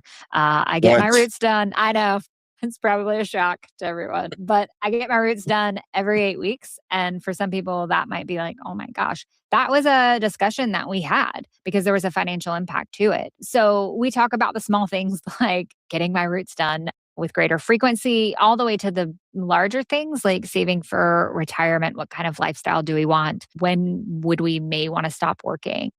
How much do we want to contribute to the kids in their launching into adulthood? So all the way, we run the gamut from big to small things. Nice. Very good. Very cool. And you say like your thing is getting your roots done every 8 weeks. What's his thing? Golf? No. He likes hunting, and has become more interested in turkey hunting specifically, which I am thrilled for him. I'm so happy for him that he loves it and that he enjoys it. I don't enjoy pulling up the driveway, coming home and a dead turkey hanging from one of our trees, and seeing that. So, uh, there are parts of his hobby that I don't enjoy, but I'm so glad that he has it. So I would say his is primarily hunting, fishing is what he's most into. Got you. So you don't go out turkey shooting with him? No. He has No. tried. He's invited me along, but that is not I do not have a strength in being able to sit still or be quiet. And those are two like foundational pieces that if you're going to go hunting, you need to be able to be still for a long period of time and you need to be quiet. And so those are not strengths of mine. So I've declined the invitations. Ashley talks in her sleep. Like, I gotta keep it moving. So I tell my wife, I'm like, you gotta talk too much sometimes, honey. You're just talking in your sleep. Yep. But like that, it's interesting. Like I think people don't realize that every couple has like their things, that they disagree on with money. Me and my wife were having a conversation. I was like, you would get highly upset maybe on some of the things I'll spend money on where it's just normal to me. And I would be like, what are you spending so much money on this little thing for? But I gotta say, you and your husband are like in the top percentile when it comes to communication and money. What do you generally see with people, especially like we're sitting here talking about the psychology of like the macro driven anxiety in today's world? What are you seeing when you're speaking with advisors and couples? Because you talk on both sides, correct? Yeah, I do. So, what I see a lot of in terms of what brings, for some, like uncertainty or anxiety to life is can be fear, but it's emotions, right? It's fear of uncertainty, fear of the unknown. Our brains don't like threats and they perceive uncertainty or the unknown as a threat. And so when that happens, it gets coded as danger. And then we have a response to that. And the response could be questioning, why are you spending so much money on that? Why are you doing that? It could come across as being, condescending, questioning, judgmental, even if we're looking at how does this manifest like between partners, between in couples, but oftentimes there's a deeper meaning there. There's deeper context. I like to say that couples don't actually fight about money. They just in the sense that like we don't fight over the dishwasher, like how to load dishes in a dishwasher. Like that's not actually what couples fight about. But what they are fighting about or arguing about or where there's tension about is what money means to us, everything below the waters. If you think about an iceberg, what does money mean to you? Where does those feelings come from?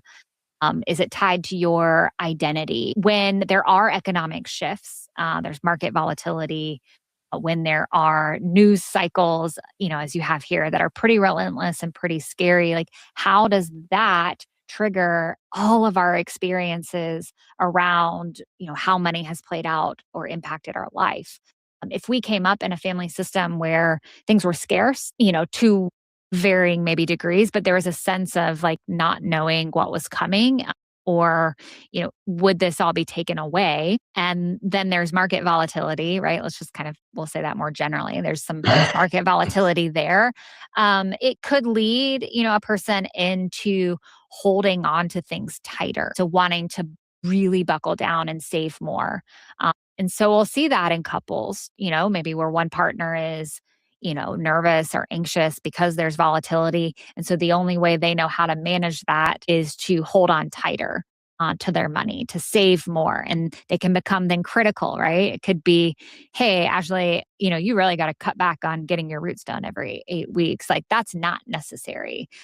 Um, when we understand, Marcus, I think where these comments are coming from, when we can understand at more of a macro level, right? Where is this coming from? How is it manifesting? It really does allow couples to be able to navigate those waters more efficiently and in a way to where they hopefully can come out feeling more connected.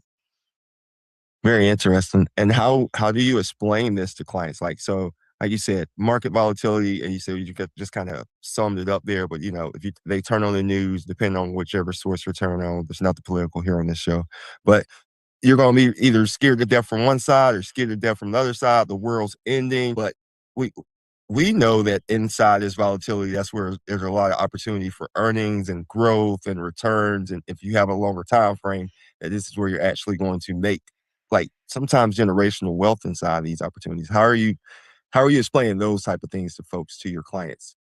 Yeah, so if we are looking at things such as, we'll take the news, it's a very common one. I like to share that, hey, headlines are engineered for engagement. And like that is the purpose, is so that they get clicks, they get views, they get likes. It's engineered to get your eyeballs on it, regardless of how truthful it is. And so when we have this awareness and realization that, okay, this headline or this news bit here is, wow, like this sounds really awful. It's really terrible. It's really scary. Like, oh my gosh, like what is happening? Like when we realize, like, hey, there are probably parts of this that might be true. There might also be parts of this that are not true.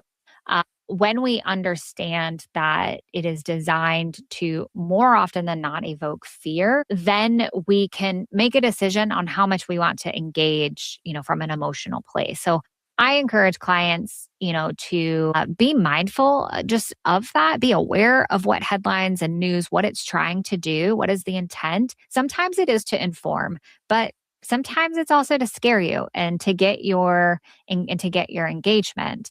And so in those instances, being mindful of how much are you consuming? Do you need to if it's causing a lot of fear and anxiety, maybe we shouldn't be watching the news every night at 9 o'clock. For an hour before bed, if you're having a hard time going to sleep, or if it's leading to arguments with your partner or with family members, like understanding, hey, maybe I shouldn't be consuming that much of it. And maybe I should, kind of back off of it. I like to also tell clients that if we can just when we look and we take everything that's being thrown at us, right? There's a lot. It can be really overwhelming. And if we can shrink that overwhelm, if we could shrink that in a way of understanding and thinking, what can I control? I can't control the markets. I can't control, the headlines and what they say. I can't control this person's actions over here, but I can control, whether we sit down on a Sunday afternoon and look at our actual numbers and look at those projections. I can control reaching out to my advisor and asking a few questions that they can then respond to. So if we can, take that fear, that uncertainty, if we can shrink it in such a way that we focus on what are the things that we can control, it does help to decrease the overwhelm, the intensity of the emotion. Got you. That's a great explanation, the way to break it down. But that seems, in my opinion, that will work for someone who's maybe, not analytical. How would you explain that to like an analytic? Because you didn't give them, if you told them all those things, like with the slide that we have up right now, but with like interest rates, household tensions, and they're seeing these numbers. They know when they go to the gas pump that it costs more than it did in February. But if they look at their portfolio, it's definitely higher than it was in February as well if they stayed investing in the market, right? But they don't see that as well. So how would you break that down? Because I know you have to figure out personalities as well when you're working with people. Yeah, so it's a great question because you do have those clients, those people who are more analytical. Or they're just more interested, too. Like they just find the content fascinating, interested. Maybe they're a bit of a DIYer themselves. And so I think that there is something to education and education being helpful and informative that can also decrease anxiety, worry, and fear. And you have to kind of know either yourself, if you're someone listening and you're like, oh, yeah, like I actually need education. I like it when my advisor explains things and breaks it down in such a way because having that knowledge, having that context does help me then in situations where I start to like worry or wonder, right? So I think you have to know yourself or know your client. Education can be helpful. Too much of it may not be. The thing here, I think, to where you want to pay attention to is whether it's having the education, whether it's shrinking the frame of focusing on what we can control is really our behavior. Then what are we doing? So, for example, Marcus, if you're providing a client with that education around what do the numbers show, what's the impact? Okay, yeah, your portfolio is higher, maybe despite the fact that gas prices and you know milk and egg prices are like soaring. Is that changing the behavior, right? Or is that client still then like, well, no, that's not good enough. I still see all of these other things happening and like the what ifs. And even if they are more analytically minded, if the education is not helping how they respond like behaviorally, then I would say that they have probably entered into more of an emotional state, an anxiety state, there, which is possible even for the most like logically minded individuals. They're still human and they still have emotions. And so I think you have to kind of know yourself. But there can also be markers there, points in along the way of knowing, okay, when are we in this more logical like place, and then when are we starting to tread into territory where our emotions are in overdrive and dominating more of our behavior. Yeah, so you gotta just set them back, frame it. It's a lot about, like you said, the educational piece. So you spend a lot of time educating your clients from the beginning, just as to like your process and what to expect. Yeah, so I see clients for a wide, like varying, problem sets, all the way from, you know, we want to retire. Help us figure out like what are we going to do in retirement? We're not really sure. Should we retire? Should we not? To younger couples who are, you know, professionals, like trying to figure out life, raise kids, and can we go on this vacation or not? So the work, runs really the whole gamut of problem areas. And so there pending the pain point, so the presenting problem, what it is that they're wanting to talk about, to discuss, there is a little bit of education just around, how do you work as an individual? How are you responding? And that education is a bit exploratory because it does require asking some questions around how do you view money? How do you identify with it? How is it tied to the way that you think about yourself? Is it tied to your self worth?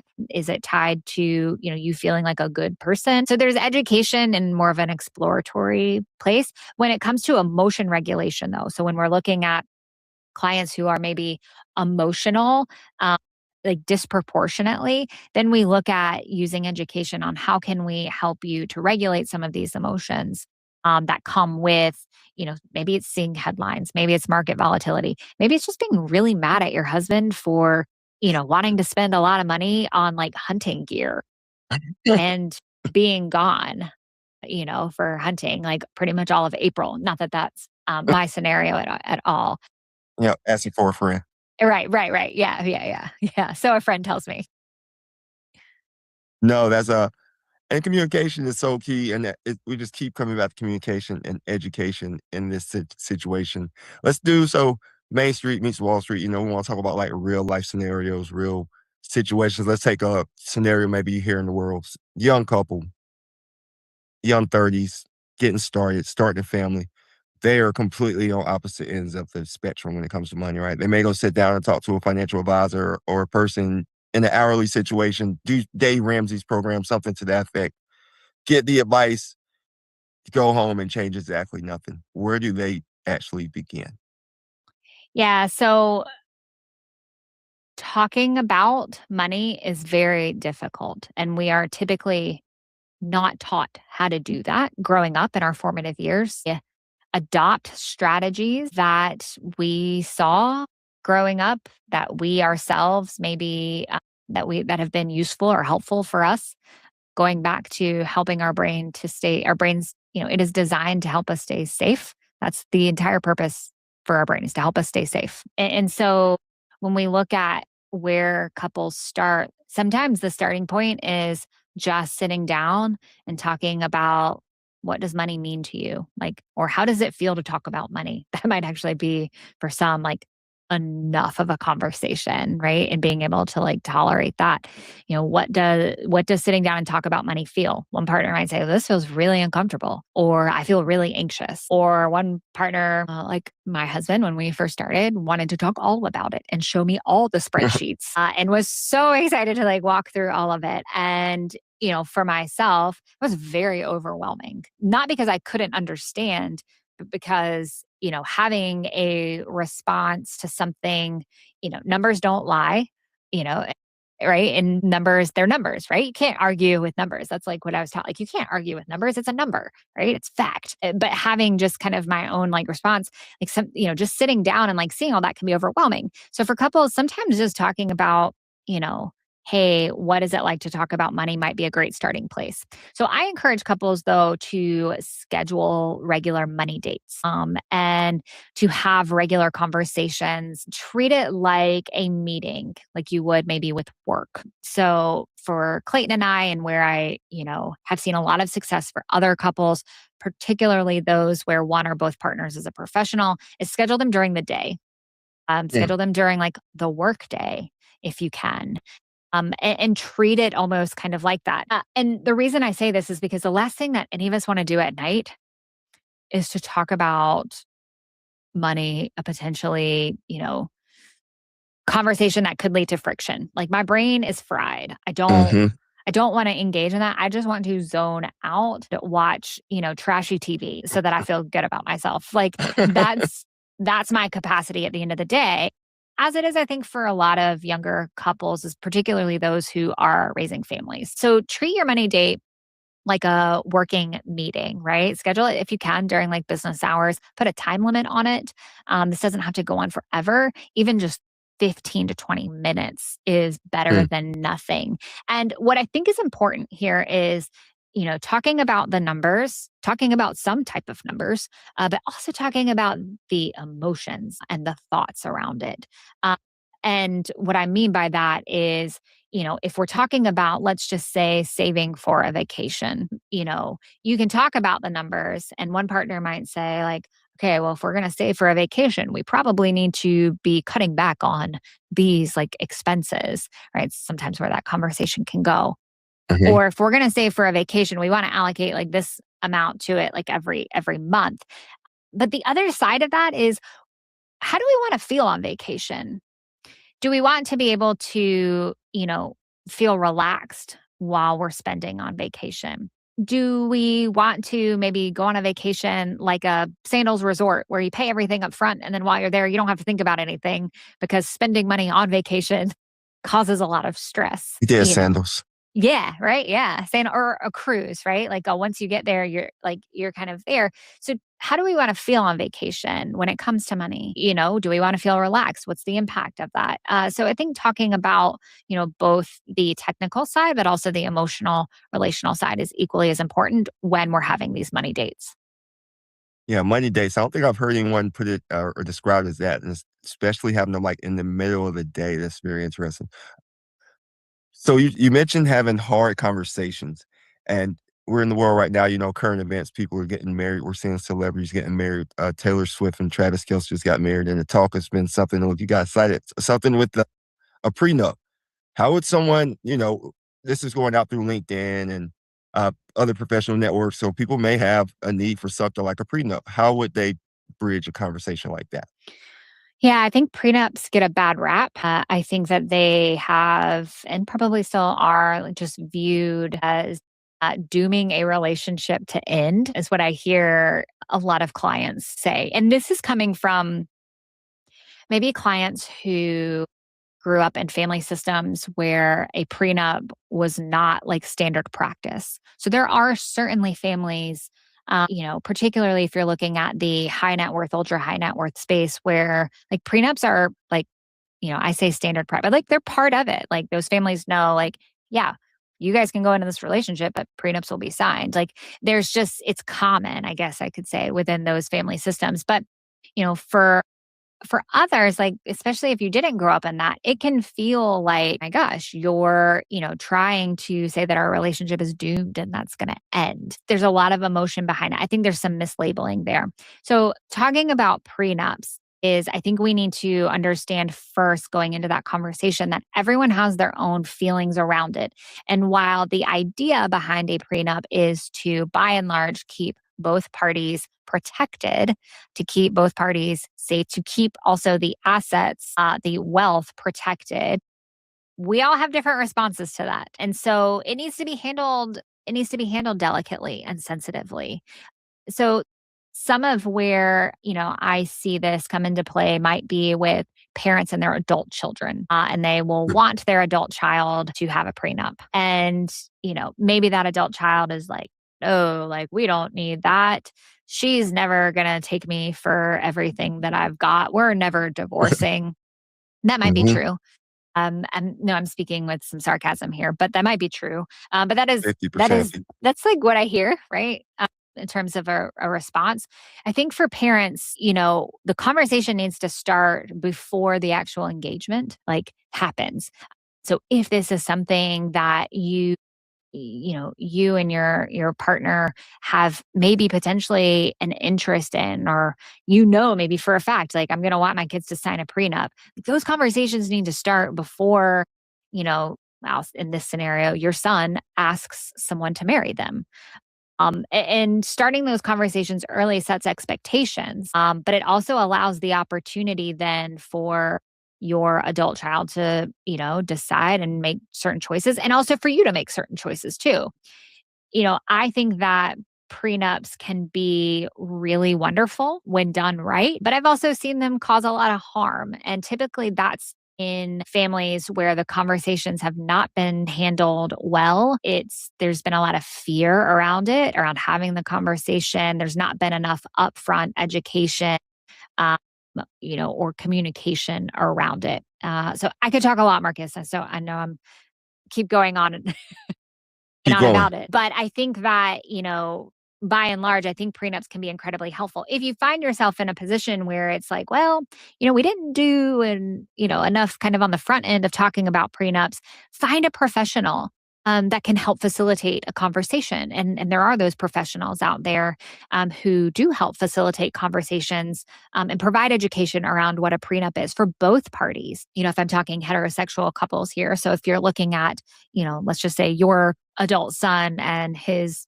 soon to be bride, like, gift them a, meeting with someone who can just help educate them and understand what a prenup is. And maybe that will dispel some of the myths that maybe they have. Um, or maybe it will just further flesh out things that they want to be or go in the prenup, or to ask questions. For parents, I think bringing in a professional is a great way to go, because one, it removes you from the position of, okay, all of this information is coming from, in this scenario, like my future in laws. How can I trust them? They don't have my best interest, at play. But bringing in a professional then allows that person to ask questions to make sure that they are also protected as well. That's pretty good answer. And I don't think many people actually think about prenups in that way as a useful tool. They just, like you say, hear the word prenup, and then they're just like, they just think they're planning for us to fail. Like 50% of marriages end in divorce, and you want to, be prepared for whatever you may obtain in your marriage. What are some of the best uses you've seen for prenups Uh, Best uses. outside just like your common everyday? You keep this, you keep that. Yeah, I think where when I've seen them go well, some of the best uses, and this is a pre or post nup, Yeah. is that it opens up dialogue and communication about money, which is a very taboo subject in and of itself. It's hard to talk about. It's not easy. And so I think, sometimes prenups or postnups, they really force that conversation. They can be the thing that forces us to talk about, like, we got to talk about money now. Okay, here we are. And so when they're done well, it really can be a benefit to just learning how do we talk about money? What does money mean to each of us? What does security look like for each of us and mean?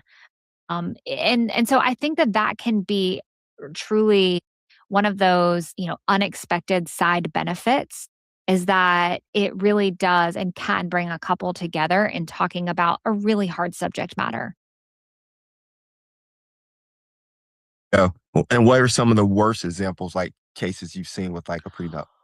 Oh gosh, how much time do we have, Marcus? I feel like we Expand. all know like the worst examples and how they've played out, and that's where albeit the evil in-laws like kind of force this or put things in a prenup that the couple wasn't aware of or have left one spouse high and dry.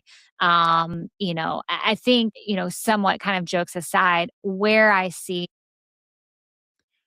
harm kind of being done is in a coupleship where, and I'll say for heterosexual couples where the female partner was taking care, maybe home, taking care of kids, gave up a career, gave up a job, gave up, really the ability for her to build her own, path. I have seen then where, prenups can, I'm going to say it this way, it's probably not PG, but screw that person over, essentially leave them high and dry. And so that I think is not okay. And I've seen where then that female part is very resentful, I married this person, I trusted this, arrangement and how we had things. And then now like I'm left with nothing. And some of that might in part be because in this scenario, maybe the female partner didn't really understand everything that was in the prenup. They didn't fully, or maybe they did fully kind of trust like their partner or those that were advising them. They didn't ask their own questions, and no, truly like no judgment. But that's where I see that things can get really bad. Again, that's why I advocate for bringing in like a professional to do some education and for both partners to have an advocate in it, someone that is helping them think through like all the possible scenarios. So on the front end, like, hey, what if you guys have children and one of you wants to stay home? Like, how do you guys want to do that? How do you want to set things up? So, being able to look at what are the worst possible like fears, if you're doing this on the front end, I know I'm deviating a little bit, doing this on the front end, thinking through what are the worst possible fears, and then how do we talk through and talk around that? I think can be immensely helpful in making sure that some of those worst things don't end up ultimately happening. Great explanation. And I really don't have a chance to have conversations about prenups, and we weren't even going to go deep into this. I kind of threw the prenups on Ashley, the fun of live, but it seems like something that you enjoy speaking on. So if you don't mind, we can talk about it just a little bit more. So with prenups, you mentioned the prenup, and then you mentioned the post-nuptial agreement, right? So I think in general, prenups before you get married, post-nuptial, you can do that while you're married or even after you get married or after you get divorced, correct? And you want to explain a Um, little bit more into those, or so I'm probably not the best at explaining the divorce piece. I do know like while you're married. talk about why you're married then. Yes, while you're married, you can. So this might come into play if a partner, and I've worked with clients in this capacity where they've received like a sudden windfall, or maybe particularly like an inheritance. So, one partner receives an inheritance from their parents. Maybe it was unexpected, and maybe as part of receiving that inheritance, they want a postnup put in place, and that can be really tricky. Yeah.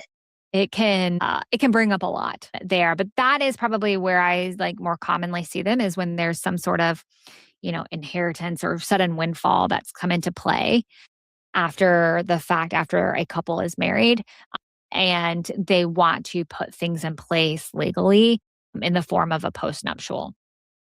Got you. And you speak about once people are married and windfalls and generations of wealth being passed along. Do you think you mentioned bringing in professionals to have conversations with couples? Do you see professionals bring in, you see couples bring in like multi generations to have the professional come in and talk them through the prenup? That's one of the Yeah. best ways you would approach that.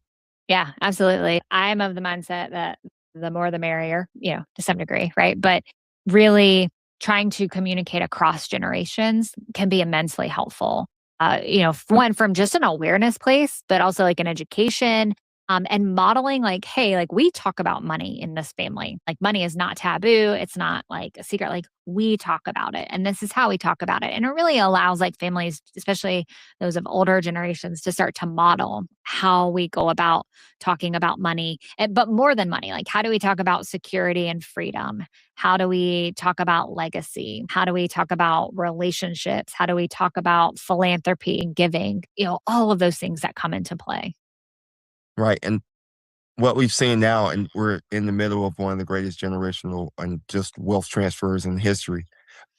It's great to have a woman on here, because there's not a lot of women in the finance industry, or I should say not enough. There are plenty smart, talented women in this industry, but they're not enough that are being seen. You may come across, or a husband passes away and the wife has no sense of what's going on, like financially. How do you approach that? Do you get in front of that? And then if you're not ahead of it and it happens, how do you approach it? Like if you just come into the back end of it.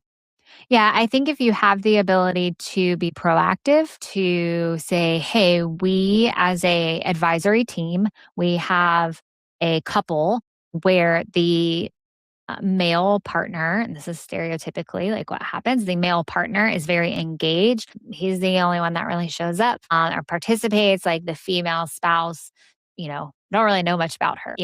She's got like a few small accounts, but other than that, like, don't really know anything about her. There's an opportunity to be proactive and engage that unengaged spouse more thoughtfully. And there are a lot of strategies for doing that, where a lot of them boil down to is just getting to know her on a human level, connecting with her, finding out more about who she is. If she likes horses, right? Asking her, hey, sending her an email. Did you see the Kentucky Derby? Who are you cheering for?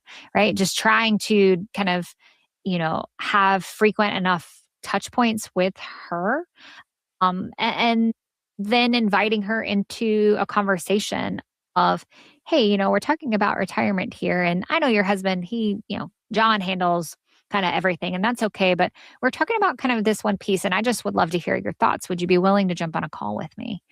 As an advisory team, I think that there's a way to strategically be proactive to helping to connect with that unengaged spouse, unengaged partner, and when you do that well, when you can do that well, you earn that partner's trust, and they learn like, okay, well, even if I don't know a lot about money, I know that Marcus cares about me, and I know that he is willing to help me, right? And so when John passes, then it's, well, I really don't know all about this money stuff, but I know John worked with Marcus for a long time, and Marcus, I didn't go to all the meetings, but Marcus always checked in on me around Kentucky Derby season, and he always asked me at least like once a year, like what vacations I wanted to save for, spend money on, and asked me to send him pictures. Like that really speaks to clients, right? In a way of, I can trust this person, like they're there for me, I can count on them,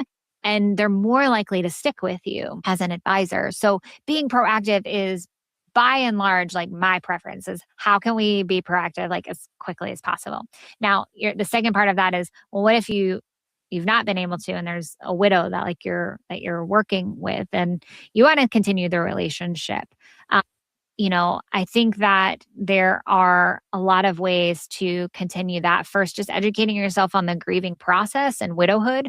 What does it look like? Because the education is helpful. What you will find in and within that is that it can look different for every person.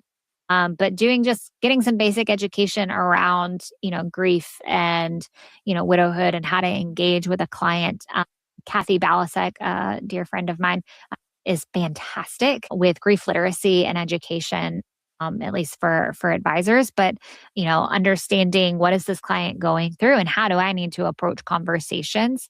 Hopefully, my hope would be is initially putting aside first the goal of retaining assets. My hope would be is that we've put that aside, and that we're putting the person first and foremost, and making sure that we can be helpful with helping them with any and all of the financial matters that need to be helped with. So be proactive if we can in engaging those partners. But if we can't, meet them where they are.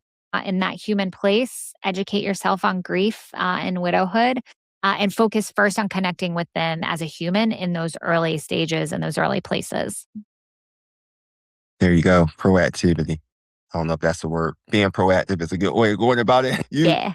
I saw a stat or a headline yesterday that really like threw me off, man. This generation is different. This younger generation, it said that like nearly 50% of adults under 30 lived with their parents last year at some point, up from like 32%.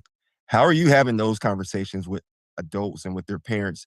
Because what we're seeing now is kind of like a prodigal son type thing where parents are also giving their children their inheritance early. I don't know if they're coming back and getting more later, but they're like going into their retirements. I've seen, and these are like not just case studies. I'm talking about like parents having to go back to work just support their children. Like, how are you having these conversations? That seems to be something hard to break because I know with parents and children, it's a hard subject to break.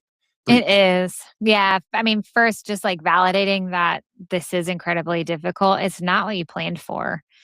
And I'll say like there's a grief element to that, I'm sure, right? That many parents, like I try to put myself in their shoes, like there would be some grief in that. And not that it's maybe the child or adult child's like fault, but just like, hey, this wasn't what we planned for. Like this wasn't how this was supposed to go. And I think it's important to own that and just say, like, this sucks. We didn't plan for this. We didn't want this. And there's some grief here. And acknowledging really like that part first on both sides for the parents, but also the adult children of like, this kind of stinks. I think that where parents can really be of service to their adult kids is going back to connecting them with a professional, connect them with a financial professional. Maybe it's your advisor. I know a lot of advisors now who are doing like young adult education or supporting them in that place of, hey, you've got your first job. Hey, let me like kind of help get you started on mapping out like a few things of where you could be. There are accredited financial counselors that you could connect your adult child to, but you know, having them connect with a professional that can be another source of information, maybe even an accountability partner, or just someone to lean on and ask questions about, it can be a gift.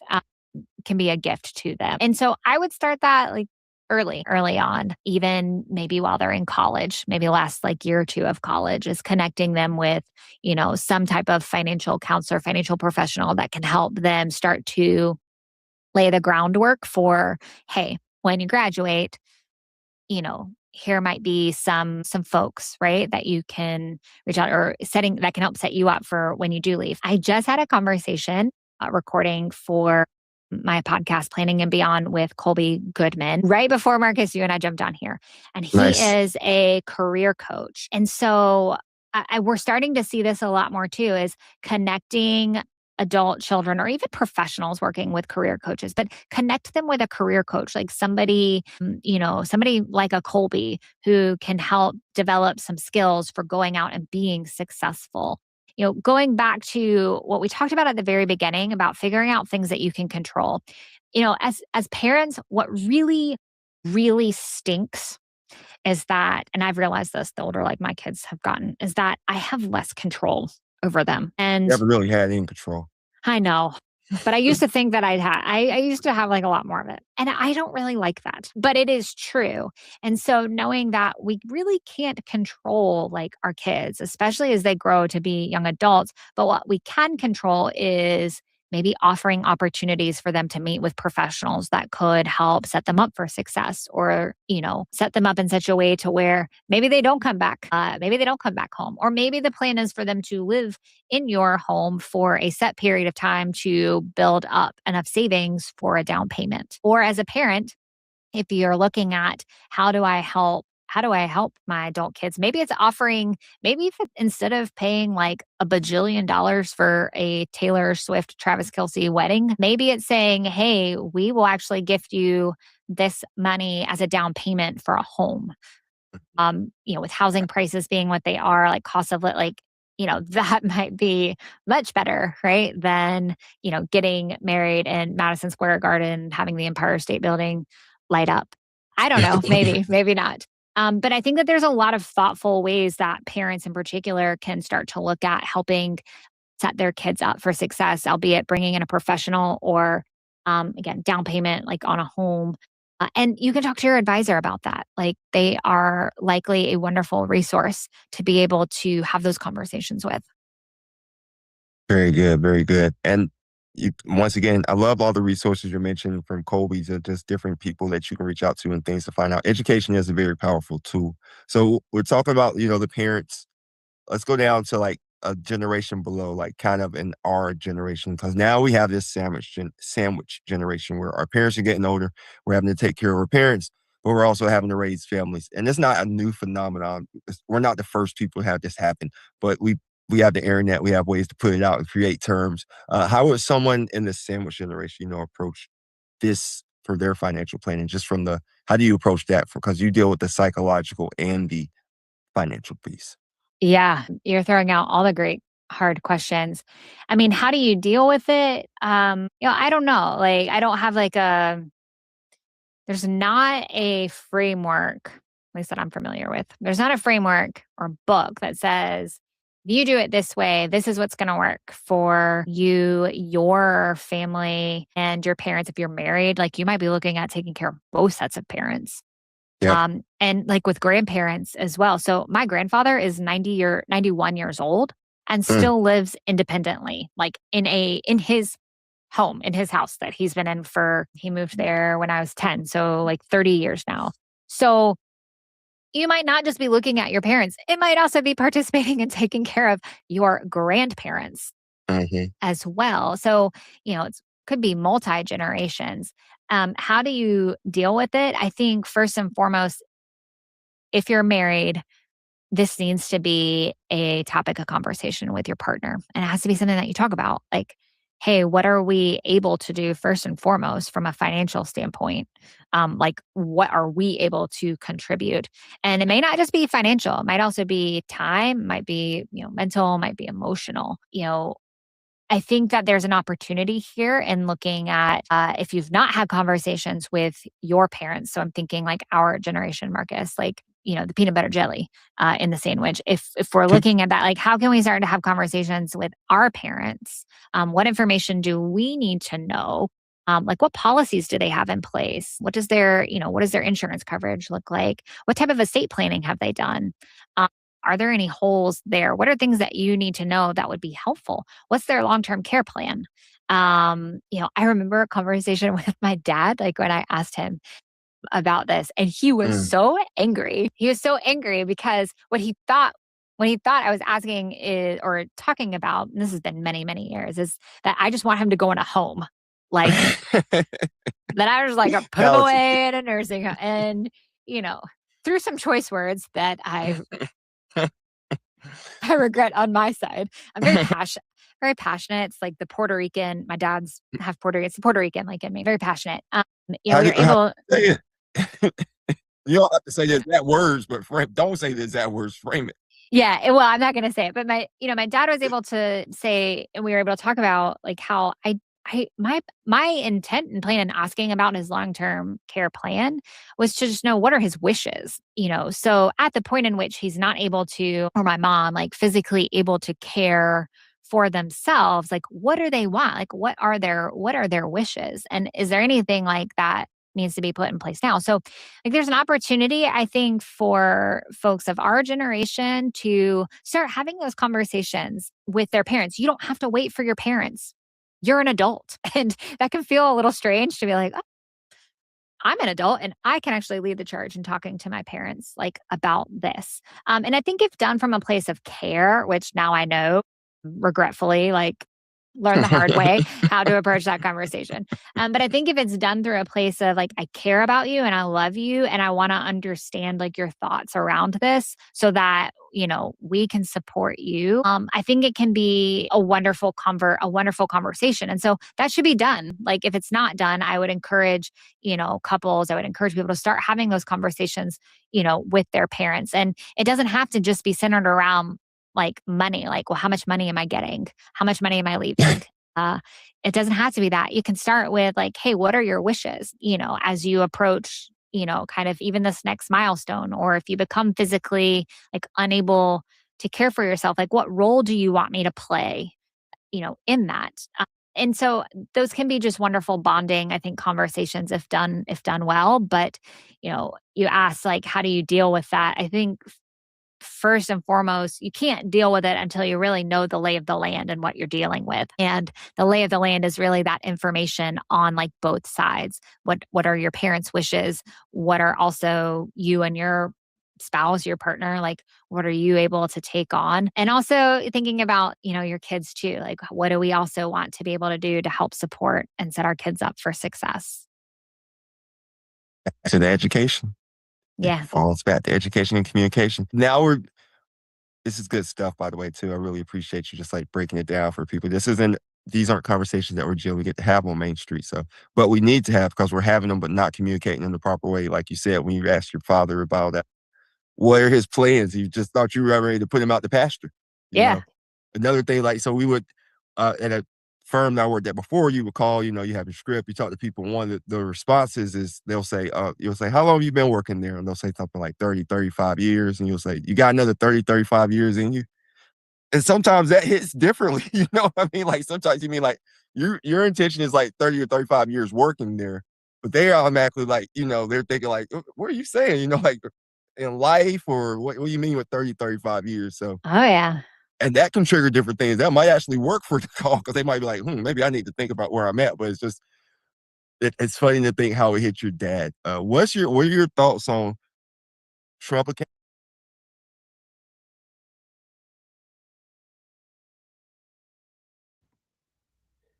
And we're going to pause right there because that's exactly where you need to draw the line for tonight. Family, we just spent part one unpacking the kitchen table. We talked about why your relationship with money handles 100% of your financial decisions. We covered how to stop fighting over spreadsheets, why you need to schedule money dates during the day, and how to navigate those tough multi generational wealth conversations with both your kids and your parents. I really want to thank Ashley for taking the time and breaking down the exact psychology behind what we need and why we act the way we do when the pressure is on. But listen to me closely. Understand your mindset's only half the battle. And this is part one, part two in this exclusive series. And we're taking everything we just talked about and bringing it straight into the engine room. We're going to break down how to stop some of these self-sabotaging moves into your portfolio when the market gets volatile. We're going to look at the behavioral traps that cause retail investors to panic sell at the bottom. Ashley's going to show us some of the exact mindset strategies to help financial advisors and their clients stay disciplined when headlines are screaming panic. You're not going to want to miss this next session. If you got value out of this broadcast tonight, hit the like button, subscribe to the channel, and drop a comment below telling us your biggest takeaway from part one. Are you going to start your midday money dates? Let us know.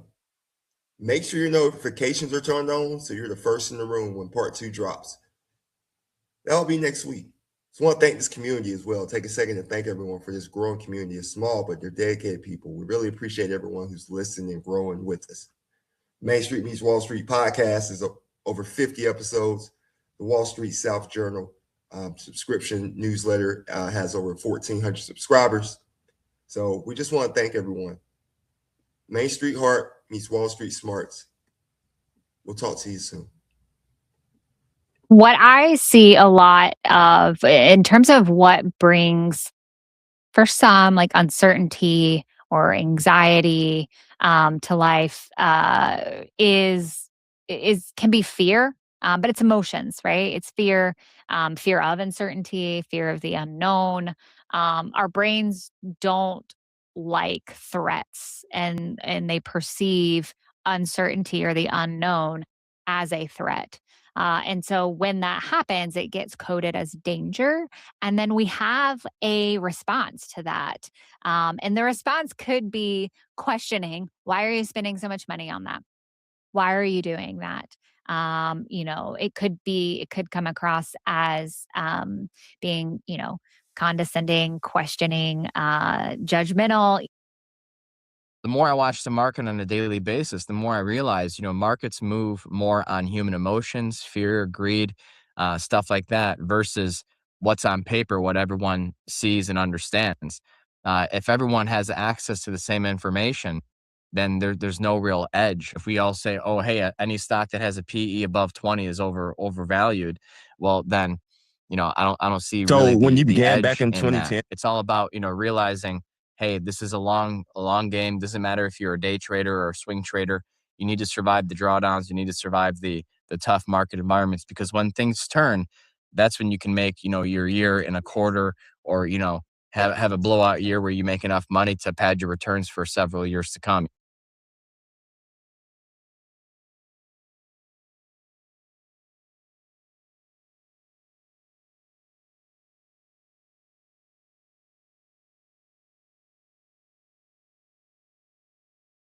great morning out there for everyone. Welcome back. We're tracking a massive, moving macro developments today that demands your immediate attention. The fragile ceasefire is officially over. Over the last 48 hours, the geopolitical chessboard completely ruptured, and the U.S. and Iran conflict escalated to a dangerous new tier. President Trump said the ceasefire, he was done with it. With the White House declaring the interim agreement finished, U.S. Central Command has launched heavy retaliatory airstrikes against nearly 90 targets inside of Iran. This comes directly against the wave of attacks on commercial shipping vessels transiting the Strait of Hormuz, the world's most critical energy corridor at the time. Right now, oil markets are spiking, regional defenses across the globe are on high alert, and the global supply chain is facing immediate shock. But as you know, on this channel, we don't just look at the headlines, we look at the bottom line. This isn't just a regional conflict, it's a direct variable hitting global energy security, corporate inputs, and future inflation metrics. Today, we're bringing on an emergency real-time 1-hour tactical breakdown where Main Street and Wall Street connect. Excited to have Gianni DePonce join us. Gianni, it's critical to have you on right now, man. How are you feeling this morning? I'm feeling good, Marcus. How you doing? Doing great. I'm doing great. I'm doing great. Let's just go ahead and jump right into it. For anyone watching, let us know where you're watching from. Appreciate you tuning in. What are you seeing in the markets right now? Well, what's crazy to me is the timing of these latest developments. Obviously, whenever something like this happens, oil spikes, and people start talking about it. Oh, hey, geopolitical stuff leading to oil surging. But if you actually zoom out, and I love to say, when in doubt, zoom out. Oil is fresh off of a 4-week consecutive drop in prices. So to me, the timing is what's most interesting. I mean, you drop 4 weeks in a row in oil, you get a 2 to 3 day spike, you get this headline, and everyone rushes to attribute it to the Strait of Hormuz. So I'm a charts guy. I think it was a pretty logical area for oil to bounce. But like you mentioned in the introduction, this is a pretty difficult position for the markets because it's putting pressure on bonds that affects global liquidity in stocks and other markets. And so that's the point of fragility that I'm watching, and I'm starting to see this, create some stress in the bond market. Yeah, and is this consistent with what you've seen with other geopolitical conflicts? Like maybe if we just go back to the Ukraine-Russian conflict a few Yeah. years back. Yeah, absolutely. When you have as much debt that we have, all the developed economies in the world, the US, European Union, Japan, you look at their debt to GDP ratios, they owe more money than their economy is worth type thing. So whenever inflation spikes and interest rates go up, it means that when they borrow in the future to refinance their loans, it's going to cost more and more to do so. I mean, I think now, like for example, in the US, from all the federal tax revenues, around 20% of that goes just to service the interest on the national debt. And so that's a pretty significant line item in their budget now. And so that's just, the normal dynamics of the market. When commodities spike, when oil goes up, it increases inflation expectations. Bond markets are designed specifically for interest rates to generally track the rate of inflation. So oil spikes, interest rates spike, bond markets sell off, liquidity becomes a bit more fragile, and then eventually that spills over into stock markets. Gotcha. Yeah, and that just the general inflation and what people are seeing and feeling at home. Like you can have these headline numbers, you can see the data, but what you're actually feeling as you swipe these cards are really impactful. Another thing that I've noticed with the war, it seems like when it first began, everything was about the war. Like that was all you saw in the headlines every day was like the first thing in the morning, top of the morning news. It was moving the markets. Now we're seeing that push back to the second, third, fifth story. Do you think that's just kind of getting glazed over? No, I think that there's almost headline fatigue in a way, right? And it was interesting, back to oil real quick. If you look at when oil topped out, it topped out back in early March, and the conflict didn't really settle down for another few weeks later. You didn't see that ceasefire or that truce for another few weeks. So, markets are forward looking by design, and I think that we've played ping pong so many times. Oh, there's no deal. Oh, there's a deal. The joke is like every time there's an escalation in the tensions. We have another opportunity to reprice peace into the market, and so the markets rebound. So eventually, these announcements are going to stop having an effect. And I think that it's finally starting to catch on. The fact that stocks have, held up so well, even with the latest announcement, I think is a good thing. As a rule, when bad news doesn't lead to bad outcomes, that's usually good. Just like if good news doesn't lead to a good outcome, that's usually a signal that, hey, you need to be a little careful.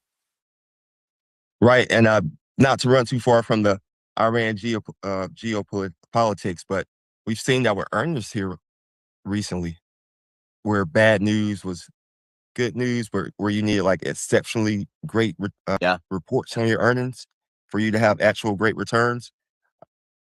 Do you think we're getting back to a normal market area where bad news is bad news and good news is good news again? That's a tough call on that one. I would say, yeah, I think so. I mean, the earnings season from Q1 that we had last quarter, that was the best earnings season we had in about 20 years. So we're coming into earnings season again. Stocks have rallied for about 3 months now. We're getting late in some of the cycles that I like to track. And so, yeah, I think that if you do have bad news, there is a cyclical component to leading to a negative outcome here over the next few months. However, if you get good news and it doesn't translate to positive results, then that's also, a time we're going to have to be a bit cautious.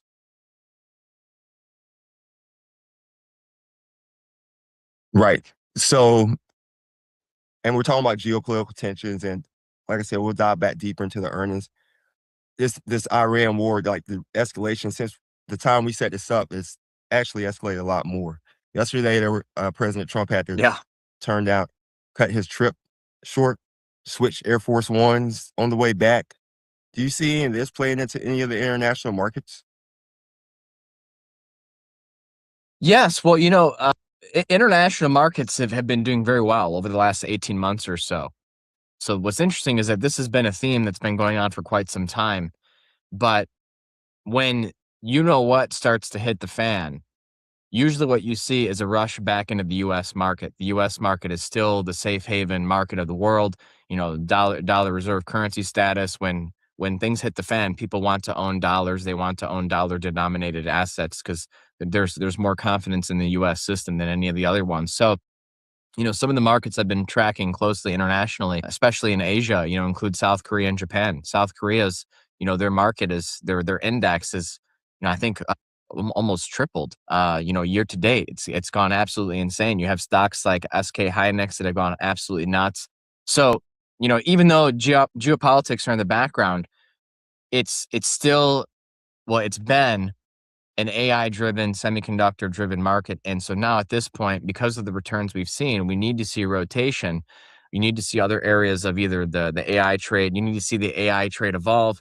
You need to see the tech trade, pick up some other areas of the sector. But if oil continues to spike or it starts to spike again, those countries, especially in Asia, they're a lot of they're net oil importers, and usually they're exporting their goods, right? So they don't have as many natural resources. They have to import oil to run their factories, to run everything in their economy. And so if their input costs go up, that translates to they're going to have to raise prices on their exports, and that creates a whole nother round of problems. So the Asian region is definitely more susceptible and more vulnerable economically to spikes in oil prices. And What's interesting about that is you actually, in the last week or so, you've seen Saudi Arabia start to sell oil at a discount from the market price. And I think it's because you're starting to see such wide disparities across the globe on regional energy prices, a lot of arbitrage opportunities, from regional standpoints, because, they're still commanding a premium, on that eastern area of the world because of the conflict. Meanwhile, here, in the US, oil prices are a bit more subdued. That's why you have the difference between WTI, West Texas Intermediate, and Brent. So that's a big thing that I'm watching, because if oil starts to spike again, it could really put markets like South Korea and even Japan on the hot seat. Yeah, you mentioned the Kashfi over there in South Korea and Japan area. What do you think any impact of tariffs will be? If let's just say the president was to say, we're going to put 30% tariff over there in South Korea or Taiwan area, somewhere where we're getting major chip and memory production. Yeah. Well, it's interesting. I think that's part of a broader geopolitical alignment taking place. I mean, you look at what happened earlier this year in Venezuela and even some of the recent elections in South America. I think there's a regional realignment taking place. And I think it's also a big reason why we're trying to bring back, semiconductor manufacturing into the United States, because I don't know that the current system that exists is going to continue. I think it's very vulnerable. I think China wants Taiwan. I think China wants to expand its influence in the South China Sea and in Asia in general. And I think part of the backdoor deals that have been going on is, hey, we're going to take control of our hemisphere. You can have control of your hemisphere. And then, to each, we can each go our own ways. So I think that is a point of vulnerability. The tariff thing, I think the market is exhausted from that at this point. You had some recent headlines with the European Union, and that was like maybe a week or two ago, and the market kind of just shrugged that off. So last year was tariffs, this year it's Iran. I don't know what's going to be next year, but each year there's some reason to be scared. But that's why I try to focus on the price action above all else. The market's forward looking, the market prices in the risks, and at some point, the risks get exhausted and the reward, starts to outweigh them. Right. So what are you looking for in market prices right now? If so, you're looking outside of all the noise and just focusing on like Yeah. the actual fundamentals, or are you more of a technical investor where you want to look at the momentum? Yeah, I'm more on the technical side. When I got into the business, I was more focused on fundamentals. When you're going through a lot of the programs, they push you into fundamentals. But I got into trading like in the early 2010s. So, during that time you had stocks like Apple, like Amazon. They weren't considered the Mag 7 or the Mag 10 back then, right? And their fundamentals weren't exactly fantastic. And so I was always skeptical. Oh, hey, what's wrong with Apple? What's wrong with Tesla? What's wrong with Amazon? Like, these stocks shouldn't be going up. Their fundamentals are all out of whack. And they kept going up. And so, the more I watch the market on a daily basis, the more I realize, markets move more on human emotions, fear, greed, stuff like that, versus what's on paper, what everyone sees and understands.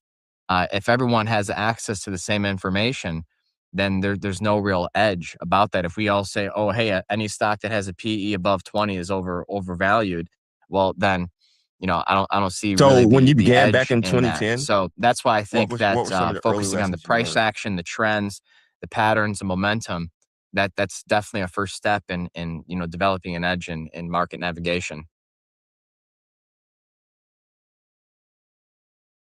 Well, there seems to be a pause here.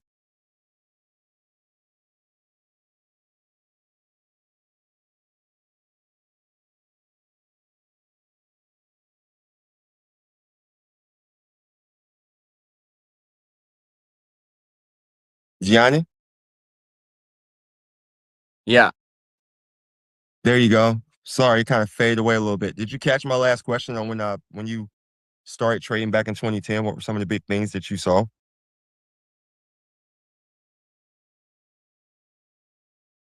No, I didn't catch that last question. Could you repeat it? Gotcha. The joy of live stuff, man. My bad. You said you began trading back in 2010. When you began trading back in 2010, did you? What were some of the early lessons you learned?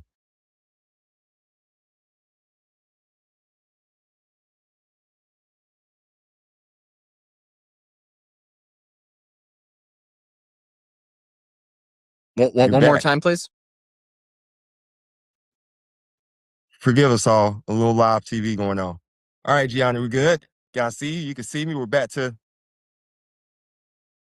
I didn't hear your answer. Maybe the world did. No, I didn't But hear I your can see you. question. So let's try it again. Okay. I see you too. Yeah. All right. You can hear me now? Yeah. It says the device is struggling over here. Can you hear me now, G? It's frozen again. Yeah. I hear you.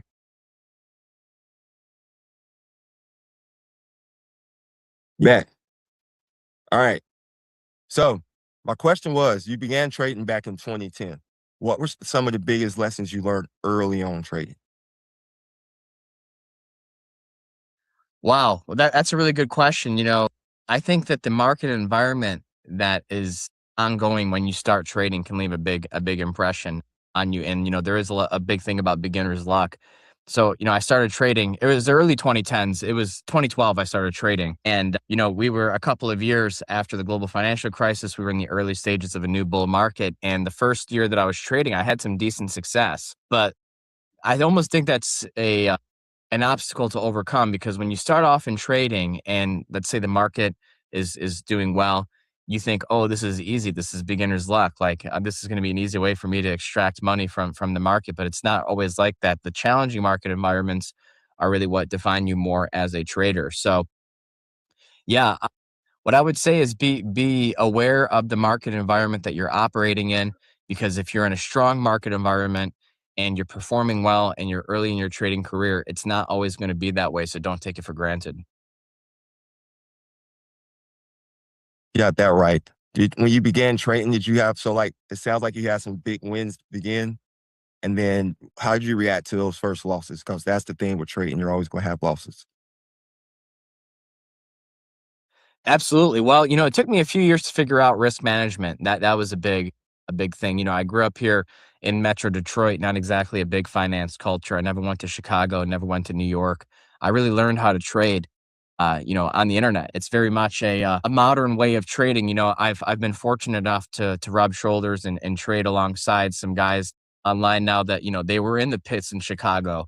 They come from the finance culture of New York. So I've learned a lot from them too, but very much had a different path, an unusual path in that regard. And that's actually what enabled me to survive. Because the thing is, if you blow up your account, and I'm not proud to say early on in my career I blew up my account, which is normal, but in this day and age, there's so much more information out there. There's so much more resources for you to learn from. Understand the math behind your strategy, understand the math behind your portfolio, because what you're trying to do is survive during the tough times. When you get back into the good times, that's when you can really thrive. And so yeah, that's my thing is, if you blow up your account, you're out of the game. And if you're out of the game, you can't play. If you can't play, you can't make money. So it's all about, realizing, hey, this is a long game. Doesn't matter if you're a day trader or a swing trader. You need to survive the drawdowns. You need to survive the tough market environments, because when things turn, that's when you can make, your year in a quarter, or, have a blowout year where you make enough money to pad your returns for several years to come. Yeah, you got to learn to lock in the risks. And like you said, you got to mitigate it. The market that doesn't just grow straight up to trees. What would you, and for the folks listening, there may be some people listening on the Main Street side, go into a little bit of, when you say a day trader versus like a swing trader, what's a little bit of difference in there? That's a little nuance, right? Yeah, yeah. Well, a day trader is simply someone you're in and you're out in the same day. Usually, if you're day trading, you need to take on some leverage. Whether you're trading futures, whether you're trading, zero DTE options, usually you need that to make day trading worthwhile. But whenever someone's getting started, I don't recommend that they start in day trading. I think you want to zoom out your time horizon. This is completely different from investing. Swing trading, you're holding positions for a few days to a few weeks, and then even position trading. I that's my sweet spot is kind of between swing trading and position trading, holding trades for a few days to sometimes even a few months. If it's really working, because there's a big thing in this business: cutting your losses short and letting your winners run. And so if I identify a good setup and it's working well, I'm not in a rush necessarily to get out of that position, after a few weeks. I mean, in fact, some of my best trades, my triple digit winners in most cases, outside of leverage style trades, I'm holding for a few weeks to a couple of months. And so, usually there's two or three really good buying opportunities in the market per year. And so I try to structure those, longer holding trades around those, around those rebounds coming out of those corrections. So what I would say is, don't jump in on the shortest time interval. Give your time to adjust. Watch the market more. You'll see how the market fakes people out on one side into the other on a daily basis. Day trading's hard. I'd say out of all the traders I know, the ones that are successful are mostly not day traders. I know some successful day traders, but they're the fewest number of successful traders that I know. Most of the successful traders I know are in the swing to position trading camp. So, you know, that's what I've experienced on in my own journey. Right. And do you include options trading in there? Yeah, I mean, options. You just have to look at your time horizon, right? I mean, that factors into the value of the option with time premium. You have theta decay. I trade a little bit of options. I actually prefer futures because of that time decay factor in the pricing of options. Basically, when you have the options premium, part of the value is the price of the security relative to your strike, but the other part is how much time is left before expiration. And so, what I like about futures is you're not necessarily punished for a few days of sideways action in a position, whereas in options, you would be. Yeah, options are very interesting to hop in and hop out. And then futures, yeah. Speaking of the futures are green right now as we get ready to open up this market. How would you take me through your morning if you're as you're going to trade today? What would that look like? Like versus yesterday where the futures were very red versus Tuesday where the futures were green. So Yeah, right. walk us through it. Yeah. Take us from Tuesday through today.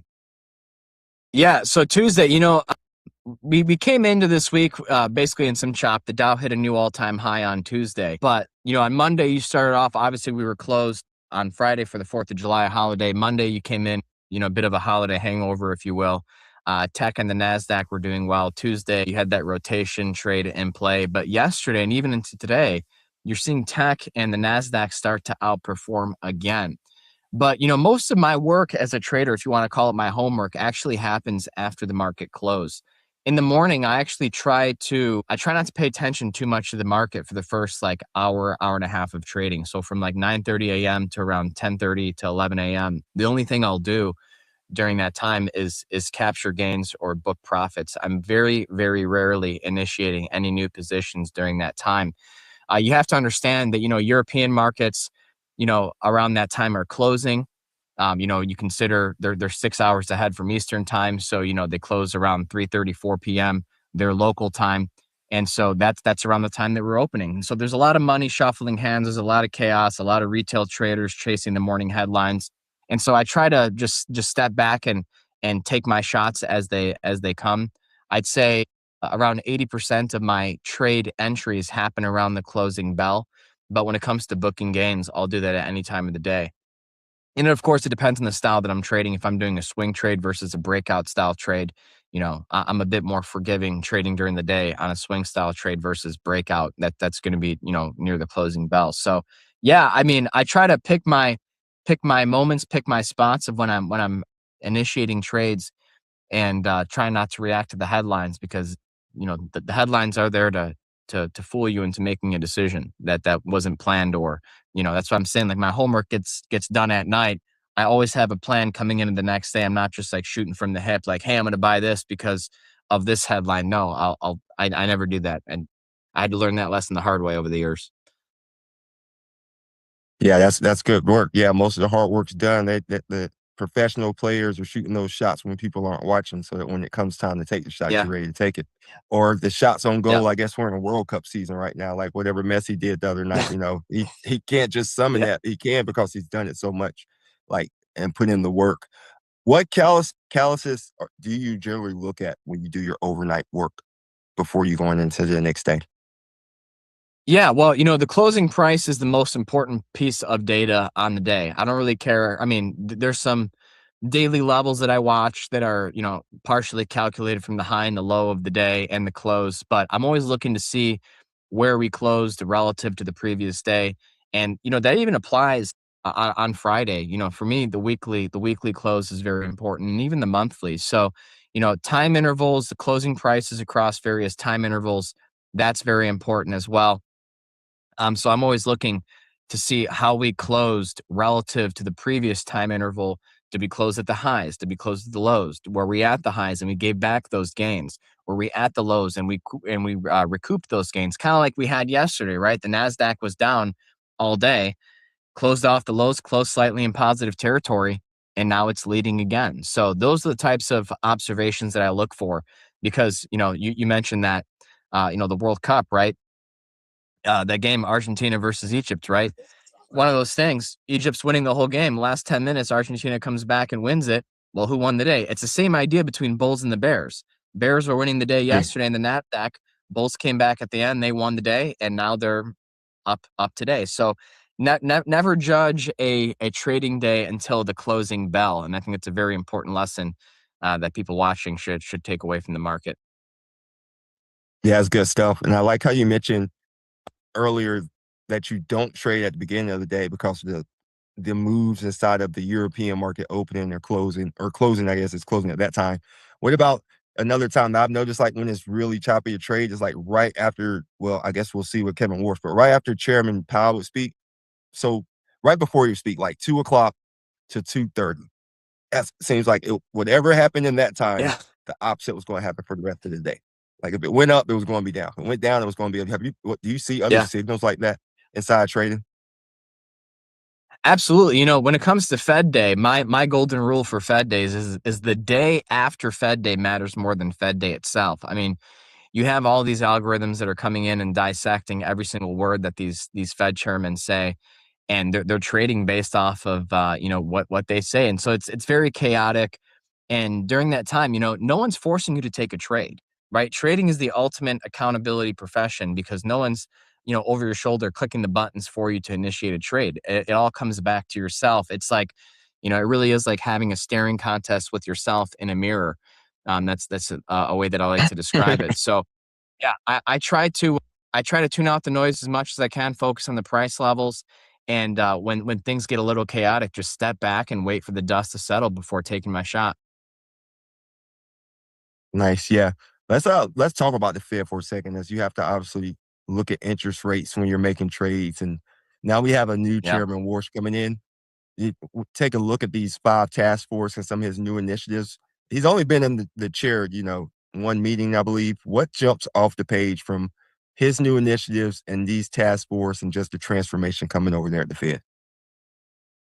Well, and this might be a little controversial, but one of the things that he said that I actually appreciated is they want to dial back a little bit on some of the forward guidance rhetoric, and just hey, we're not going to be explaining all of our policy moves as much going forward, and I think that's a good thing because you have this whole industry out there of quote unquote Fed whisperers that are always giving these inside takes on the Fed and what they're going to do. And it quite frankly never materializes. And people are always making decisions and trading around this type of stuff.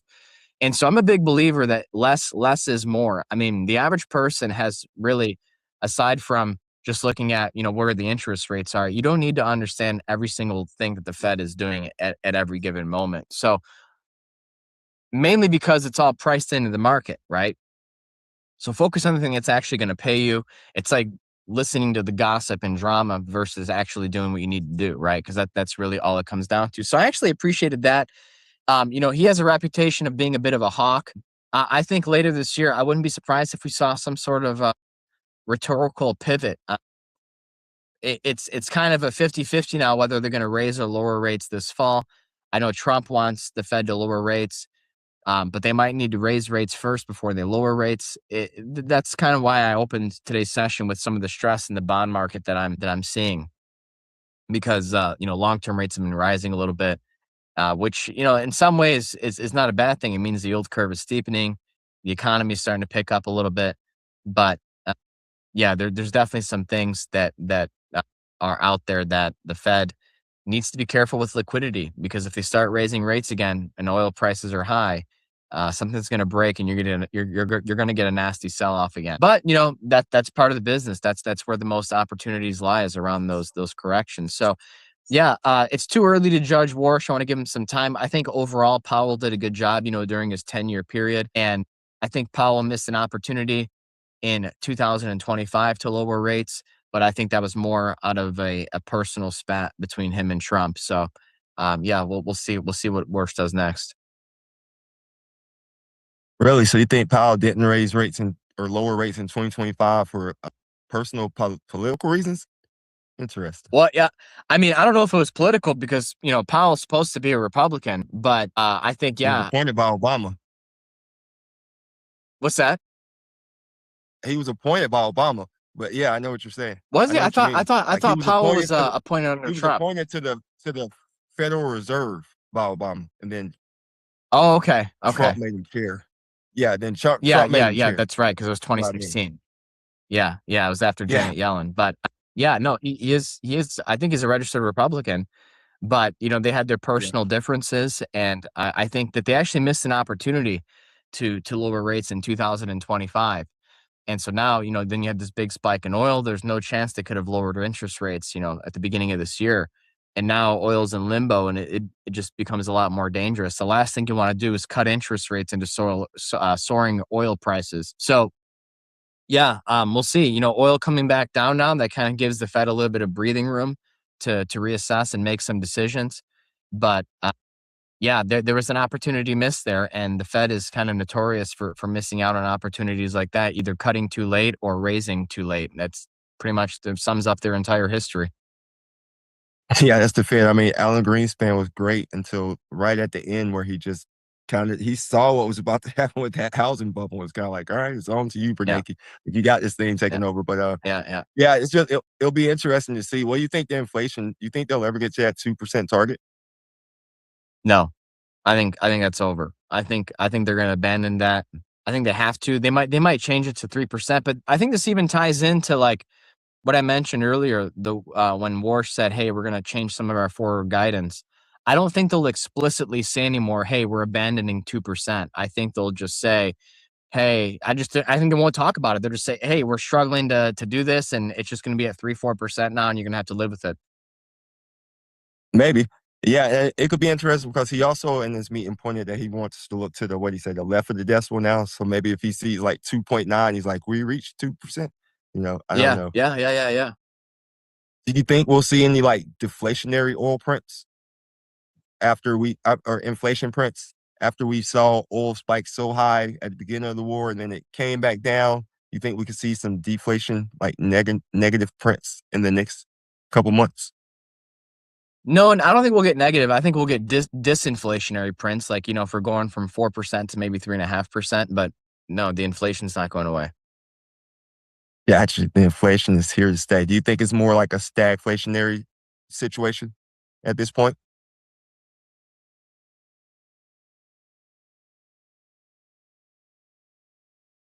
I'm sorry, Gianna. What'd you say with the stagflation?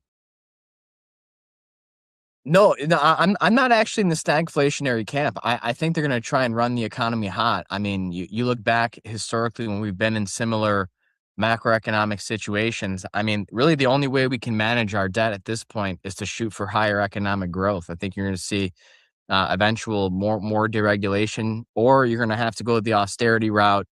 And that's what Europe did after the global financial crisis, and their economy has barely grown. So the U.S. is a bit more dynamic economically, and I think our solution to the debt problem, the sovereign debt issues, is going to be accelerating economic growth. That's the only way.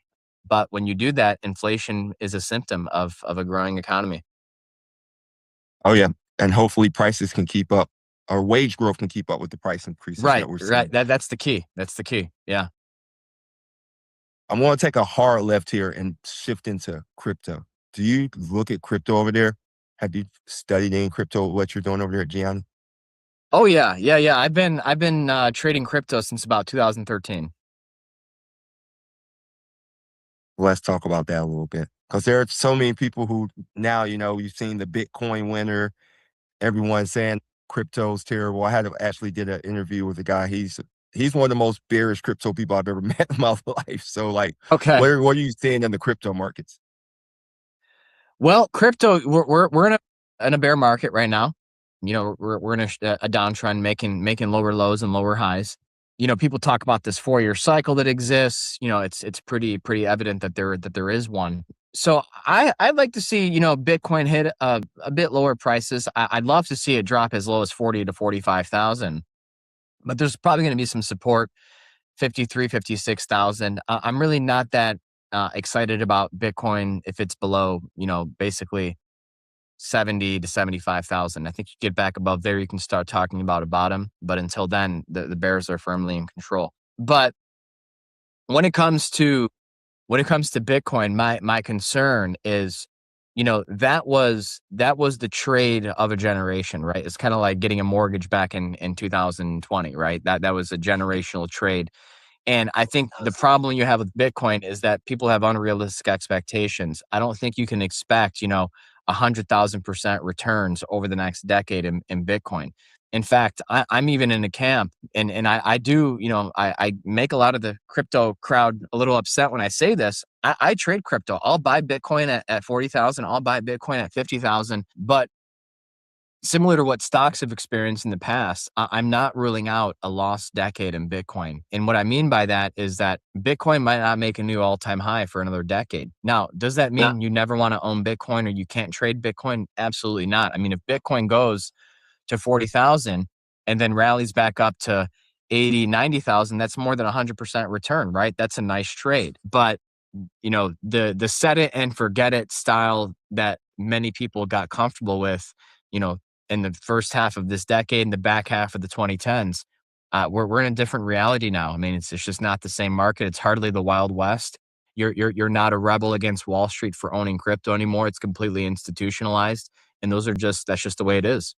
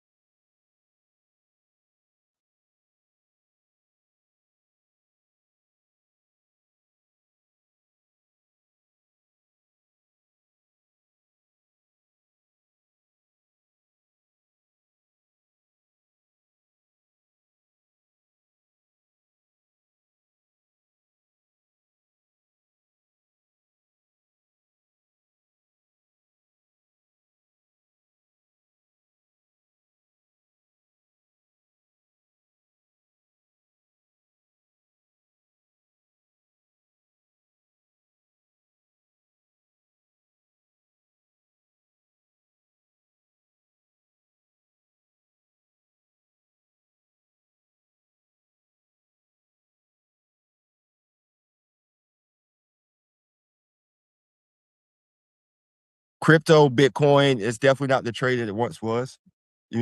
Are there any other tokens or any other like Ethereum seems That's to be a okay. big thing? Are you investing on the blockchain or any other ways? Yeah.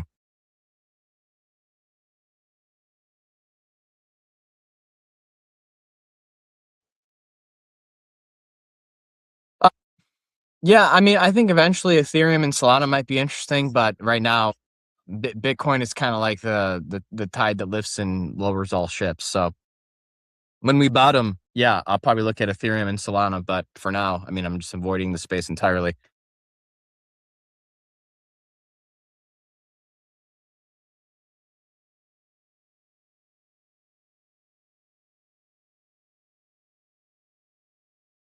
What about gold? The metals have had crazy memish moves here lately, but that's been pulled back.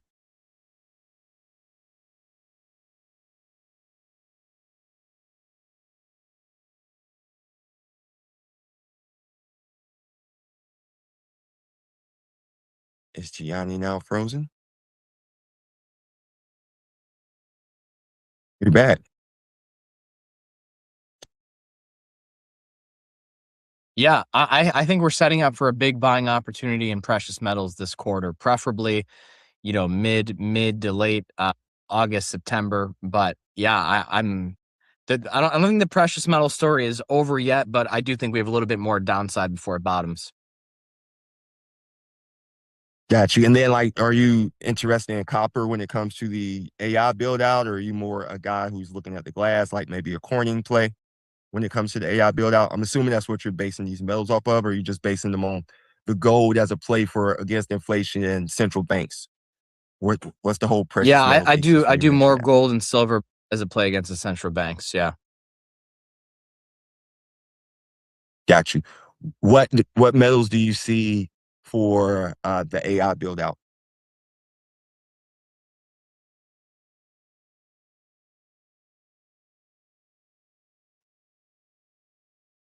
You know, Any plays copper's on a the big AI part of build it. out that you're Silver, seeing? some of those rare earth minerals, I track those stocks. Those ones interest me quite a bit.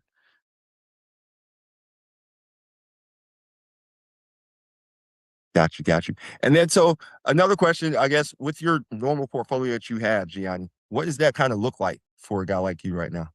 How is it constructed? You don't have to give us like individual positions, but is it like a lot of metal, probably zero bonds, and I'm assuming, just a lot of equity, a lot of crypto? Well, actually, I do own some T-bills. I have different buckets. I have accounts that I actively trade, and I have accounts that I kind of just let ride. But I do own some T-bills in an account that I don't trade. But I still got, actually, in my active account, I got a little bit of cash on hand here. But right now, I'm mainly exposed to tech and biotech. Biotech is a sector I'm very excited about. At the moment, I think that's the next phase of AI. Even the CEO of Anthropic, Dario Amodei, seems to think that biotech is an important up and coming sector in the AI trade. So yeah, I'm hot on biotech right now. I still like tech. I've really scaled out of chips, semiconductors over the last couple of weeks, and I'm starting to look at some opportunities in the consumer discretionary, the retail space. I think that we'll be pleasantly surprised here in the next quarter or so. So we're in a bull market still. Things are looking good. You'll get dips, you'll get corrections, but yeah, in my active accounts, you are right. There's no bonds. There's no actually no metals right now. No crypto right now. It's just straight tech, straight biotech, and looking for some selective How consumer active are you retail in those themes as active well. accounts?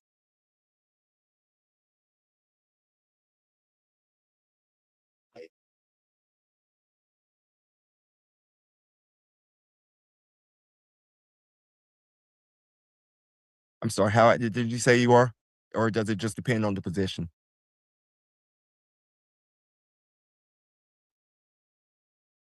Oh yeah, no. So tech, biotech, and a little bit of cash right now. Got you. Are you moving from software over semis now? That seems to be a trade that's moving. I think that's a good play right now. Yeah, yeah, yeah. I think there's some value in software at the moment. What about what about international versus domestic?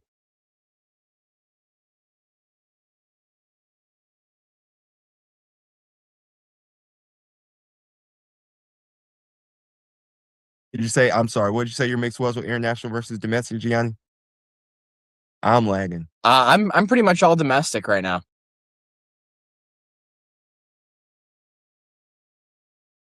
I think I read your lips. I hear you Yeah, all keying. I hear you domestic. keying. Look, no worries.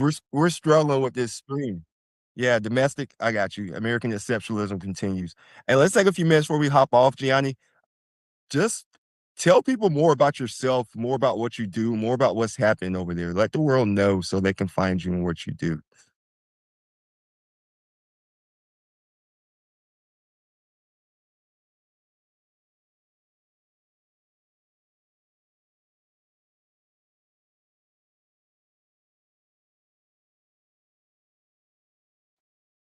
Can you tell the world a little bit more about what you're doing over here, Gianni? What your day to day is like, where they can find you, what's happening in your world? Yeah, well, I trade pretty much full time. That's what I do. I'm always doing research and sharing my research with my peers and the people that tune in. But yeah, I'm all over the place. You can find me at MMA Cycles. You can find me at Theo Trade. You can find me at Benzinga. have good relationships with all of them. And, it's all about trading different markets and different opportunities, different time frames. So, yeah, you can find me a little bit all over. I got my X account at Gianni_Depoce, and I got my book, Esoteric Economics, that I published back in December of 2024. And yeah, just staying busy, that's the life of a trader. The fun days, the fun life of a trader. Specific stocks that you're looking at right now, not recommendations for anyone listening.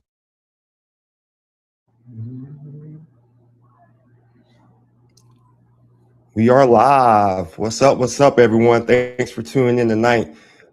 7 o'clock out here on the East Coast almost. What time is it out there on the West Coast, Tyrone? It's 4 o'clock. 4 o'clock out there on the West Coast. We're going to get fully started here in a couple minutes. Let everyone hop in. But for those who don't know, this is I'm Marcus Sturman, Sr. I own the ABC Squared, RIA out here in Wall Street, South Charlotte, North Carolina. I'm joined today by Tyrone Ross Jr. Tyrone Ross, just without the junior. Tyrone owns a couple of businesses, and we're going to get into that, and it's very interesting. 401 Financial and Turnkey. Tyrone's a Bitcoin enthusiast. For those who haven't joined or haven't heard any of the podcasts, this is a series where we're going through actual Bitcoin and whether it's a scam, whether it's 100% real, how much do you need, where are we at? Main Street meets Wall Street. We're really just trying to present both sides of the pictures. I'm not going to interject to say whether I'm for or against Bitcoin, but I definitely had a bear on here for like an hour and a little bit over an hour, so people probably never buy Bitcoin. So Tyrone's going to come on and give you the juxtapose to that.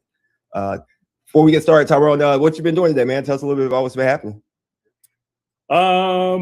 Just finished a good workout, which was nice. We spoke about that earlier, so got a good workout in. It's a beautiful day here in San Diego, like it is 90% of the year.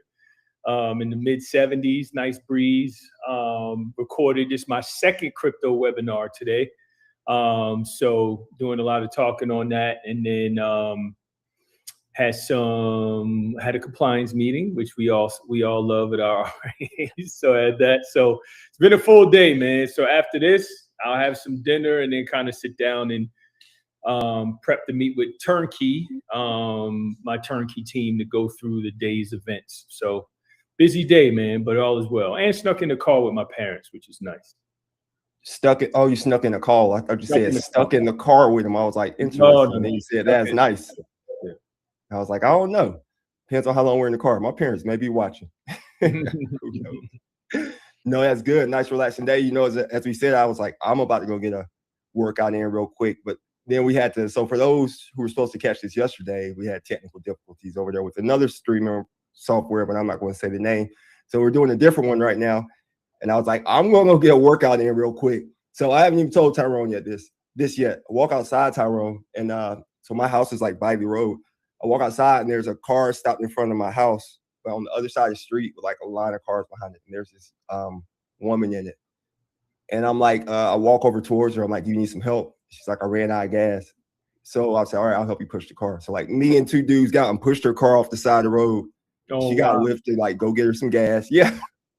And bring back some gas. I let her use my gas can. I was like, just put it back out there. I got stuff to do. I can't do this right now. I should just went and got her some gas, but either way it goes. So I didn't get the workout in, but I definitely got a workout in. Yeah, you did. Good Samaritan. That's how you do it, man. We'll see, man. That kind of stuff, like this thing, like, you know what I'm saying? Like, what if, and this is what I always think about, like, what if that was my daughter or my wife or my mom or someone? Like, I would want someone to do that, not expecting anything, you know what I mean? And just keep it going. Yeah, no, that's good energy you put into the world, man. I appreciate you, and I think everyone should for you sharing that. That's what's up.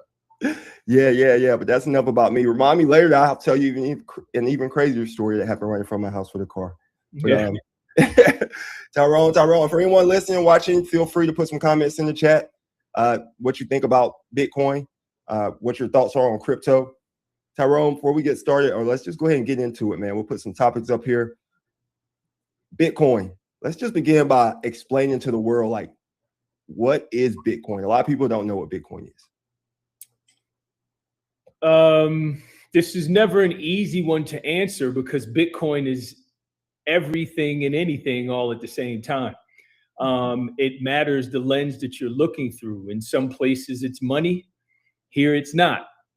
Some people as a store of value. Some people see it as a savings mechanism. Some people see it, like myself, see it as the biggest flashlight on financial inequities in the world.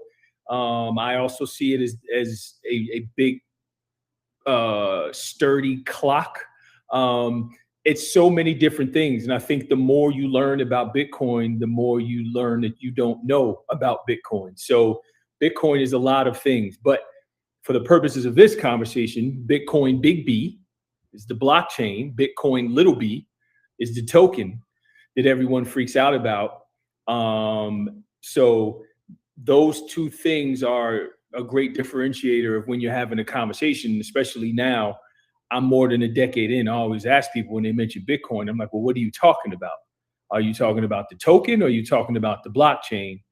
And then at that point, you can start to diffuse a lot of the stupid arguments that you would get sometimes around what it is, what it isn't, and it's scam, it's this or whatever else, which we can get into.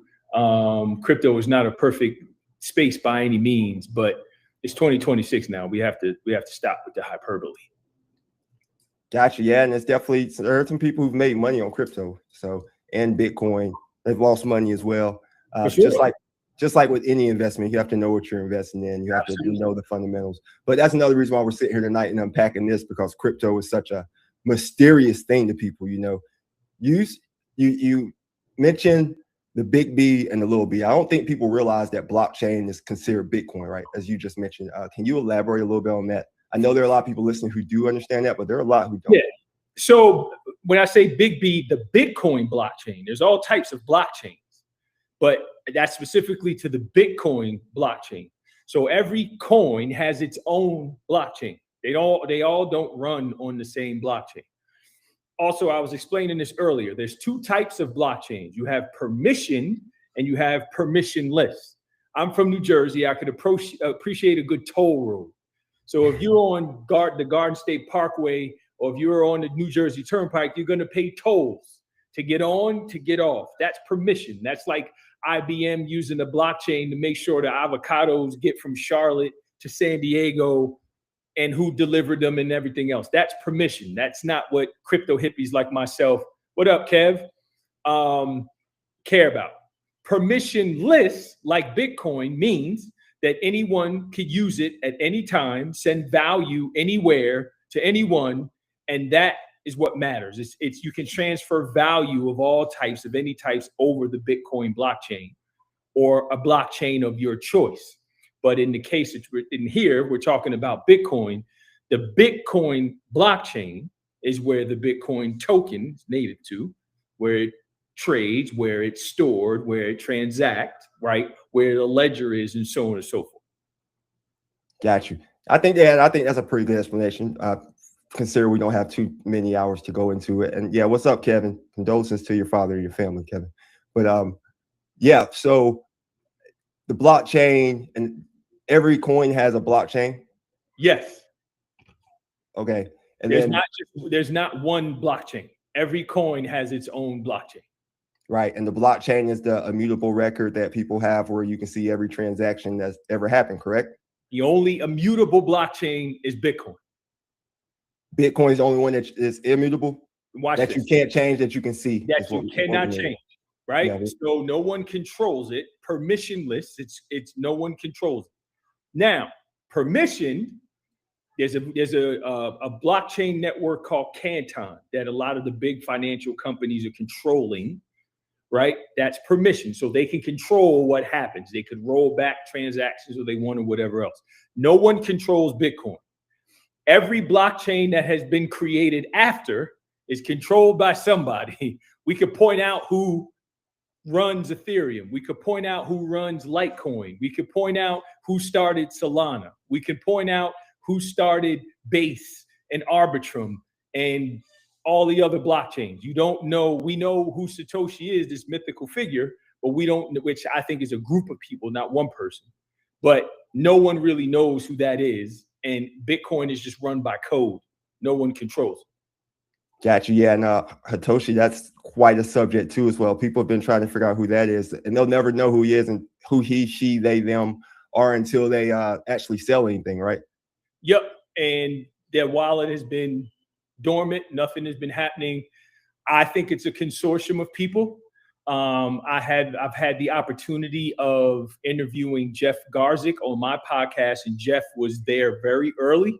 Some folks believe that he may either be Satoshi or be a part of that, but Jeff was there very early at the beginning of Bitcoin. And boy, oh boy, did he move and control a lot of Bitcoin. So it may still be up. I have a podcast. I had a podcast with CoinDesk, and it still may be up there. The episode still may be up if folks want to go listen to it. But Jeff is brilliant, and if you listen to him, a lot of what he says, it was clear that he was there at the beginning of Bitcoin. Are you Hitoshi? Yeah, Vitalik does run Ethereum. I'm not Satoshi, but if I was, I couldn't tell you. Oh, sorry, Satoshi. I'm from the South, so we say stuff a little bit different down here. You know what I'm saying? We put our own little twang to it. Oh, it's Satoshi. Satoshi. You know, so people know who I'm talking about. Shout out to anyone from the South watching. And you said you're from New Jersey. So yeah, let's take a second. And you've been in Bitcoin and crypto. And we'll get back to all that stuff, the macro, micro, all this stuff. Let's talk a little bit about you, Tyrone. Let's figure out how you got to. You own a RIA, and then you own Turnkey. Mm-hmm. Let's go back before your RIA and Turnkey, and let's go to how you got into the financial industry. So I got into the financial industry in right around 07, 08. So right before 06.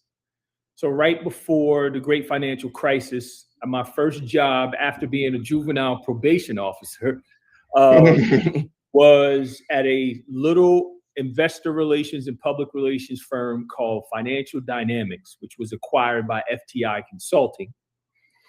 And I was actually working there when the great financial crisis happened. AIG was right across the way there. And that's how I got started. Left there, went to a broker dealer, like a little chop shop, cold calling. Rockwell Securities, learned to cold call there, pitch stock. 110.3. Left from there, and then did a very brief stint at Morgan Stanley. Left Morgan Stanley, ended up at Merrill, went through the Merrill training program. Left Merrill, started my first RIA. Left there, started working with Altruist and Jason Wank, and then left Altruist to start my first company, OnRamp. And then resigned from OnRamp and started Turnkey and 401 Financial in 2022. And so what was that turning point that made you decide to do your own solo thing? A few things. I left Merrill because I knew that, so I'm sworn to secrecy that I can't say, but my mentor, if he's not the biggest, he's one of the biggest advisors at Merrill. He runs a gargantuan business. And he called me in his office, and I was all excited about this mythical man who created these tokens. And he's like, you ain't going to be able to do that here. He's like, if you stay here, you'll have a great career. You'll make good money. You'll do all right. But if you want to do crypto, you're going to have to leave. And I was close to graduating the program, and I wanted to finish the program. And shortly after I finished the program, and there were some other, circumstances that made me leave, like being subject to incredible racism. And I just got a nice payout for that. So thank you, Merrill Lynch. Really? Yeah, it was a lawsuit of some of the Black advisors that were there at the time. And my case got taken all the way up to the CEO. So anyway, but yeah, I can't talk about that much. I got you. Yeah, but I just got the settlement check, so all is well. Did you buy crypto? Well, no. Okay. I put it in my own business. Got you. Even better. That's actually even better in my opinion. Put it in my own crypto business. So anyway, that was kind of the catalyst where I was kind of like, all right, I got to go do my own thing. And at this point, I was all in on crypto, right? And I had to learn everything about it. And I've been doing it 24/7, 365 ever since. Like, I just couldn't let it go. I bet my whole career on it because I knew everything that was happening now was going to happen. And I knew that financial advisors were always going to be behind. Like, it's 2026. I can't believe some of the things that financial advisors with all these letters after their names still say about crypto. Like, it's mind-boggling to me, and it's embarrassing, and it's a stain on our industry that I'm trying to fix. And I think, I've done everything that you could, with the CFP board and the CFA Institute, and even sitting with the SEC. And I have a course at the American College for Financial Planning. If you're an advisor, go look for it, right? And go through it. I've done stuff with NASDAQ. I've done stuff with S&P Global. I've tried to wrap my hand around it. We got Turnkey Institute now to give advisors education. I've done podcasts. I've had my own podcast, right? I had a show at NASDAQ, right? Kev was on there. So anyway, I've poured my heart and soul into this, and it means a lot to me. I'm not here for number go up. I'm not here for the whatever, it's going to replace the dollar. Like, it has nothing to do with that. It's just better technology. And I think the financial system needs an upgrade. And we still have banking deserts in the United States of America. That's a problem. You know what I'm saying? And I grew up in a home without a bank account that was unbanked and then eventually underbanked. You can't grow up in a home like I did without banking and see Bitcoin and go, oh, that's nothing. It's impossible. So once I saw it, I couldn't unsee it. And I bet my whole career on it. And if I had the opportunity, I would triple down more than I did at the beginning. So I'm not here by accident. I'm here because I took a chance, and I believe in the technology. I believe in myself, and I believe in what I'm building. Amen to that one. And I mean, I'm taking a big swing here. People swing at the crypto, at Bitcoin. What is it that you saw? You know what I mean? Like, people, it seems so complicated to people in general.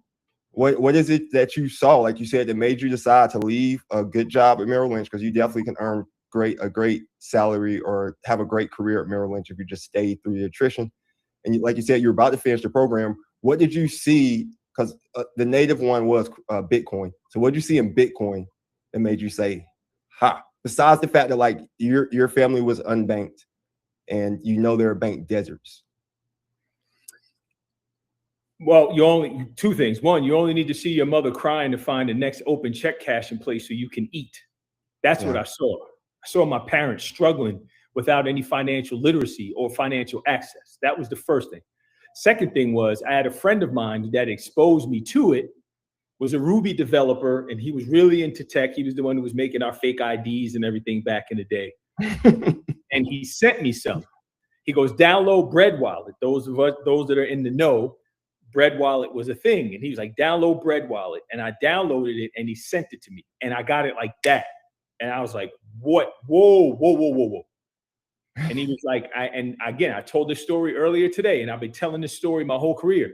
And his words were literally, the magic trick is not done yet.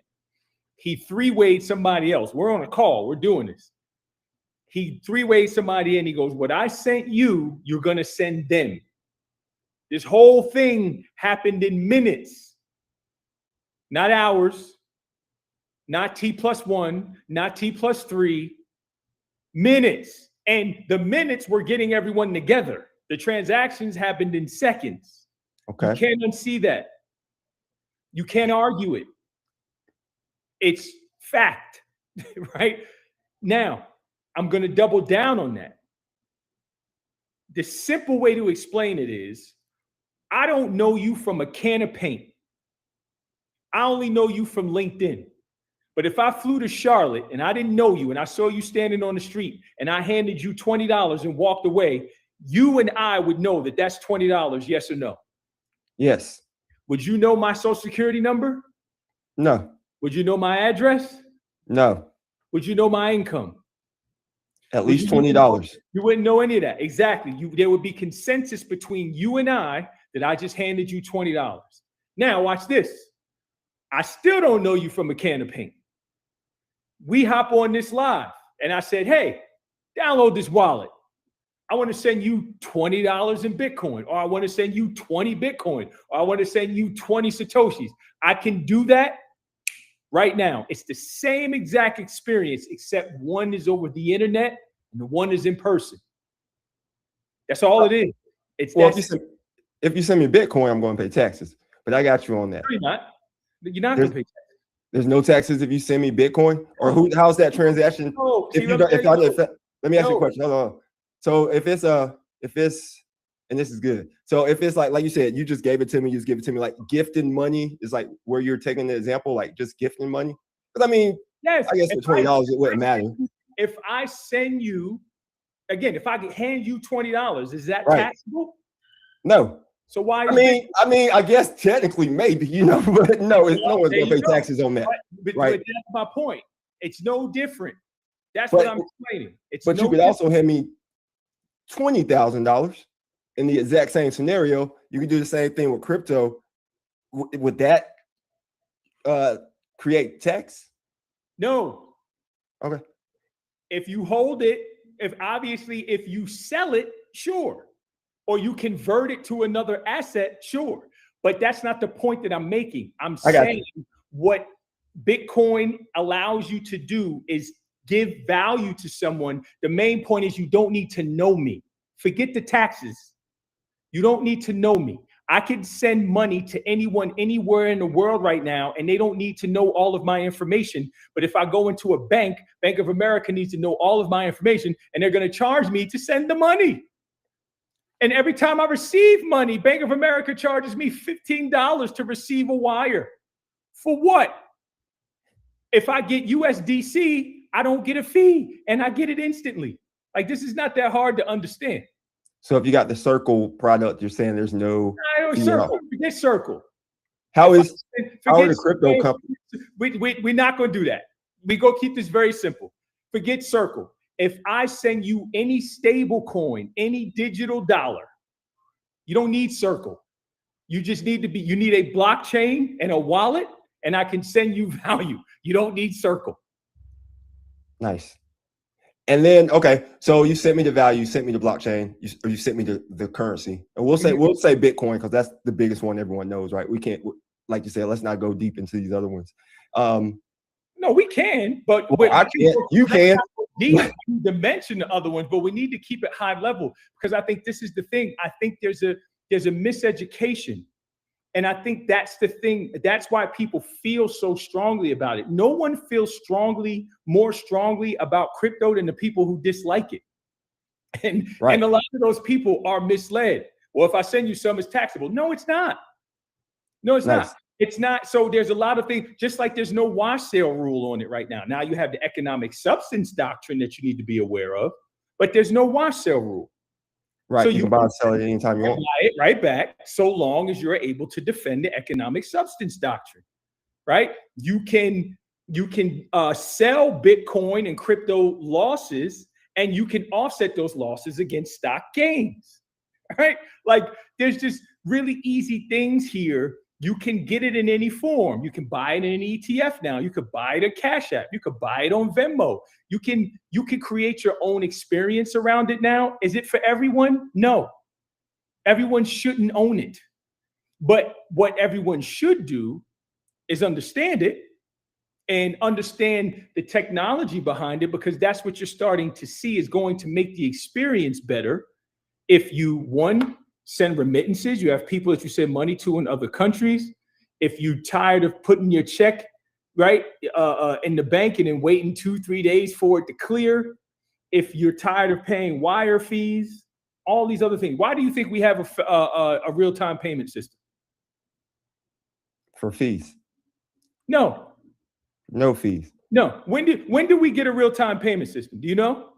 After Robinhood? Are you talking about like with stock trading? A real-time payment system. Like elaborate. Fed Now. Do you know Fed Now? Like +1, +3? No, go ahead and elaborate on what you're talking about. Fed Now is our real-time payment system, meaning like Japan has had a real-time payment system since the 70s. We just got it in 2024 after it was promised in 2019. You'll have a hard time convincing me that they didn't start to develop that and really lean into it because Bitcoin didn't come into the world in 2009. A real-time payment system allows you to send money, value, similar to Zelle, how you can Zelle people, but depositing your check in the bank and it available now, real time payments, like real time. So there's the federal government launched Fed Now. And you want to know why it's not broadly adopted or people don't know? Because of banks. And they don't want to broadly adopt it because of what? If they do that, then what happens? Tyrone is no longer charged $15 every time he receives a wire. There's a reason the existing financial system is architected the way it is. There's some good things to that. There are some bad things to that. So this is what I'm saying. I'm not in a position anymore where I'm arguing with anybody about this. I had put a LinkedIn post about it. Bitcoin is one. There's nothing really to argue anymore. However, what I do think there is just broad misunderstanding, and there needs to be more education for people who want to know. You're not going to convince adults who hate this. I'm beyond that. But I think if you care about people, which I do, if you care about the disenfranchised, like I do, if you think the existing financial system is unfair, like I do, you have to root for Bitcoin. It has to be a part of the conversation because it's this big flashlight that shines a light on everything that I'm saying. That's it. So if Bitcoin goes to zero, it's a massive win because it literally showed every single thing that is wrong with the existing financial system. And you know what? The little b will go to zero. The big B Bitcoin is going to go until 2140. So when the last Bitcoin will be mined. No one will stop it. TikTok, next block. You know what I'm saying? So these are just, you know what I mean? Data, greater sign, feelings. No, this is good. And no, I love it, man. I appreciate your passion is great. Like, yeah, you really do care about it. And then when you tie it back to why, like you said, you saw it impacted your life. And you saw that you can make a difference in your life and other people's life with Bitcoin. Just for the record, I wouldn't say I'm a Bitcoin bear for anyone listening, but just I just want to have. I'm trying to bring the other side to the conversation. You know what I mean? But more so, you did mention an interesting thing. So Bitcoin is going to. There's a limited number of Bitcoin. While I was doing the bear case with Clem Miller, shout out to Clem. Clem's good people, man. While I was doing the bear case, he mentioned something I'd never heard of at the time. It was called forking. You heard of Bitcoin forking? Like where a computer program went in and created like fake Bitcoins, like split them up? You can fork any blockchain, yes. But what good is that? I'm asking. Yeah, what good is it? Yeah, I've heard of it, but what was his argument? Well, he was saying if specifically with the blockchain and Bitcoin, like you mentioned, you said Bitcoin, there's a limited number of supply. I think that's where he brought it up with the limited number of supply. But if you fork them, that increases the number of supply. So I didn't know how to answer that question, so I can ask you. That's a very technical explanation to get people to understand, but it's simple. We're going to keep this very simple. We're not going to get in the weeds here. Fine. Could a bunch of developers and miners and node operators fork Bitcoin? Sure. But what do you get? You have to get all of the consensus to go with you. There's other types of Bitcoin. Bitcoin Cash, right? There's all types of Bitcoin, right? No, you don't need a bank account. So you can fork Bitcoin all you want, right? But you got to have consensus. The miners, the developers, the code, everyone has to agree to go there. Here's the example. Go back to what I was saying. Me and you could create our own money today. We could create our own $20 bill. We'll call it the Marcus Ty dollar. Or we got to get consensus from all the people in the United States to agree that our $20 is better than the other. Like, it doesn't work like that. So no one can create more Bitcoin, the Genesis block of Bitcoin. No one can do that, right? That's just, you can't. And there's a book called The Bitcoin Standard. And then you should read the Bitcoin white paper. If you understand this, yes, there could be, sure, fork it. Great. But you got to take all of that consensus, all of that, all those miners, all those node operators and everything with you. Again, very important to keep in mind here. Blockchain, flip it. It's a chain of blocks with information in them. In order for a block to be completed and move on to the next, you have to have consensus of every single piece of information in that block. Everyone has to agree. When everyone agrees, all the node operators and everything, okay, great. Stamp the block, you go on to the next one. If anything in that block is disputed, the block is not complete, but it's all of the information in that block. Stamp it, you go into the next block, and it's just the history of everything on the chain that can't be rolled back, can't be removed. It's there, which is why when people say, oh, well, criminals use it. Yeah, criminals use the dollar too, but guess what? You're a stupid criminal if you're using a blockchain because it's public. We can see you, right? Like Cat Williams, you know I can see you, right? You know what I'm saying? Like we can see what you're doing. You know what I'm saying? And this is, and I want Kevin made a comment. I want to make this important here. There are people who don't use a bank now. My partner does not use a bank.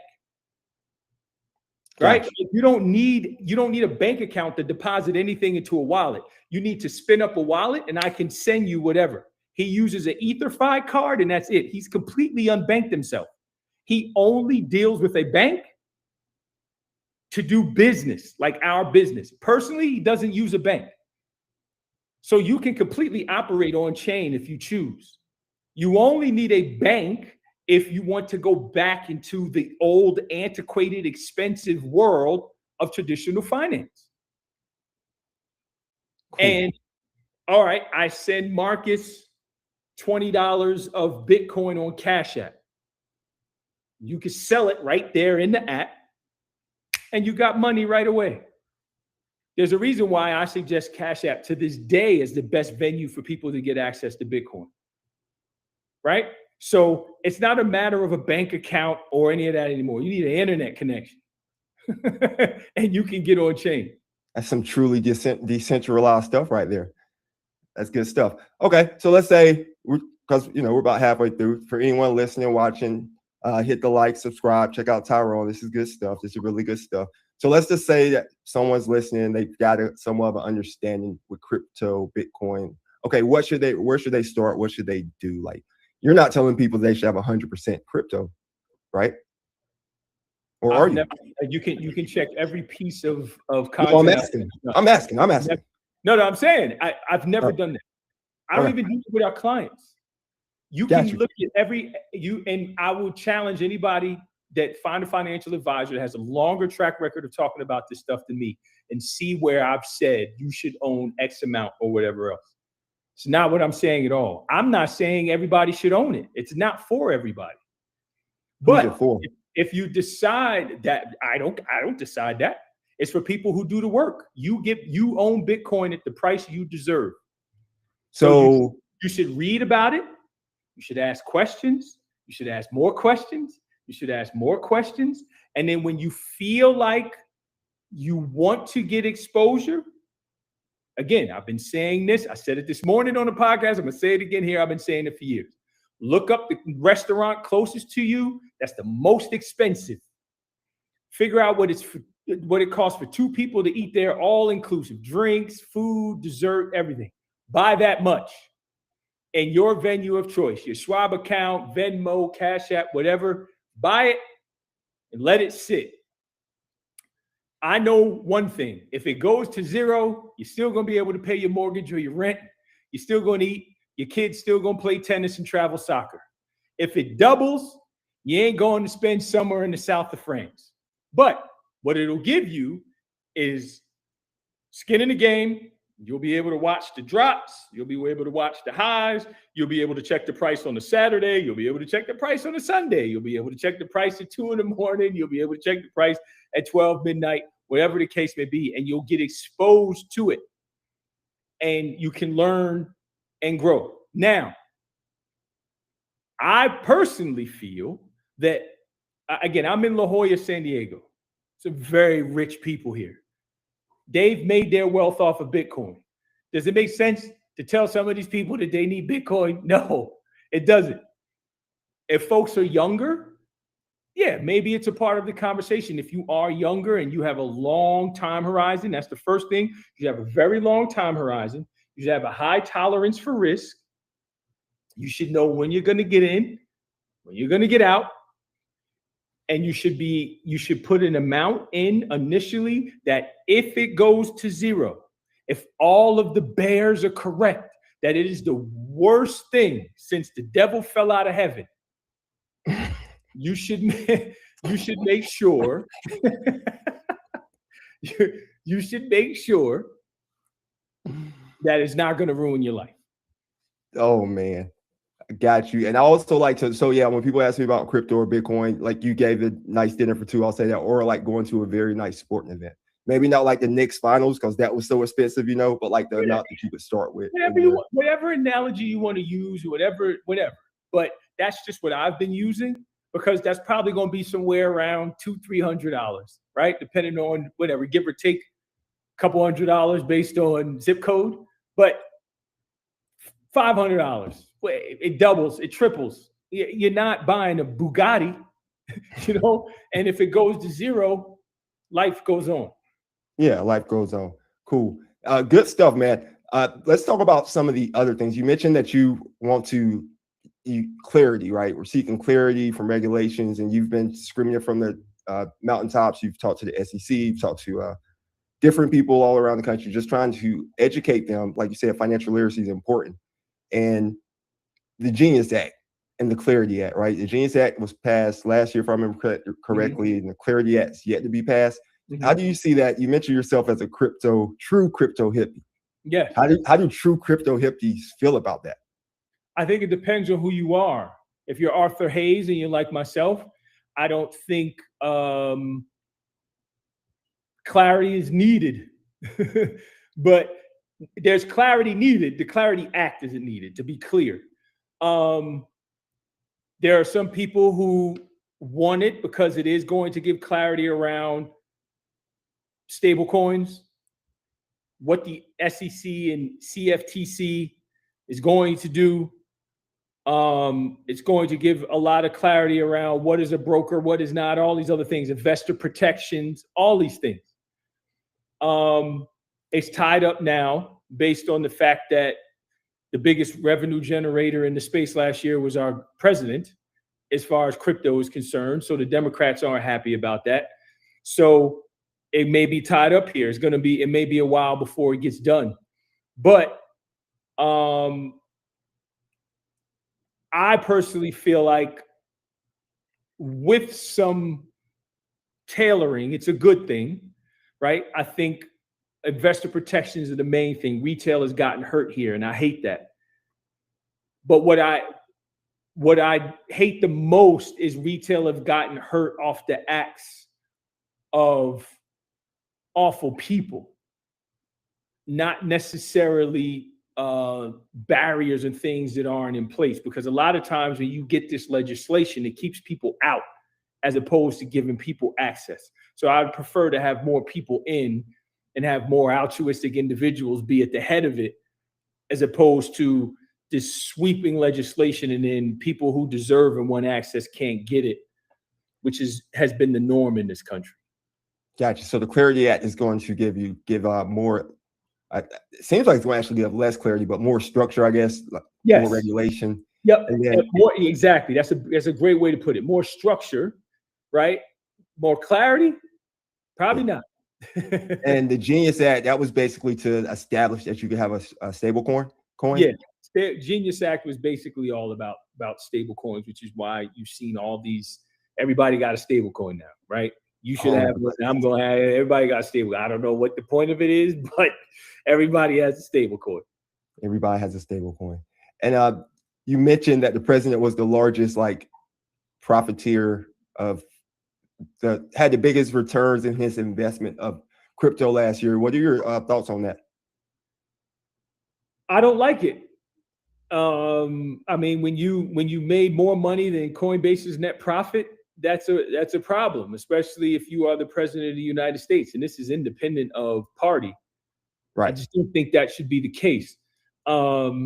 Especially when I think his token is down 99% and Melania coin is down like 98, 97%. That's problematic. And again, independent, I just think the fact that our government officials could trade stocks and do some of the things that they do while representing the people is annoying to me. And I will say, I look at these things a little differently because I always feel like we need to put better people in positions of leadership. And if that's the case, you got really high quality peoples with morals, principles, and character that could accumulate wealth, power, and prestige, then they pour back into the people that they lead. Right? So that's not happening here. And that's more problematic to me. But I and people are like, oh, well, his administration is going to be great for crypto. And yeah, sure. I think he's clearly he hated it at one point, and he had disparaging things to say about Bitcoin. That changed, right? And he wants the US to be the crypto capital of the world. And there's a new administration in the SEC and so on and so forth. So yeah, the next 4 years could be great potentially for me. But that does not mean that there are some things that I'm uncomfortable about and things that I wish were different. Great explanation. And here on the podcast, the live stream, Main Street Meets Wall Street, everyone knows there's nothing political here. It's not red or blue, it's about green, which red or blue makes purple. Anyone's ever seen purple rain, they know why the rain's purple. But the blood in the sky. What are your thoughts? So you have 401 Financial, that's your RIA, correct? Mm-hmm.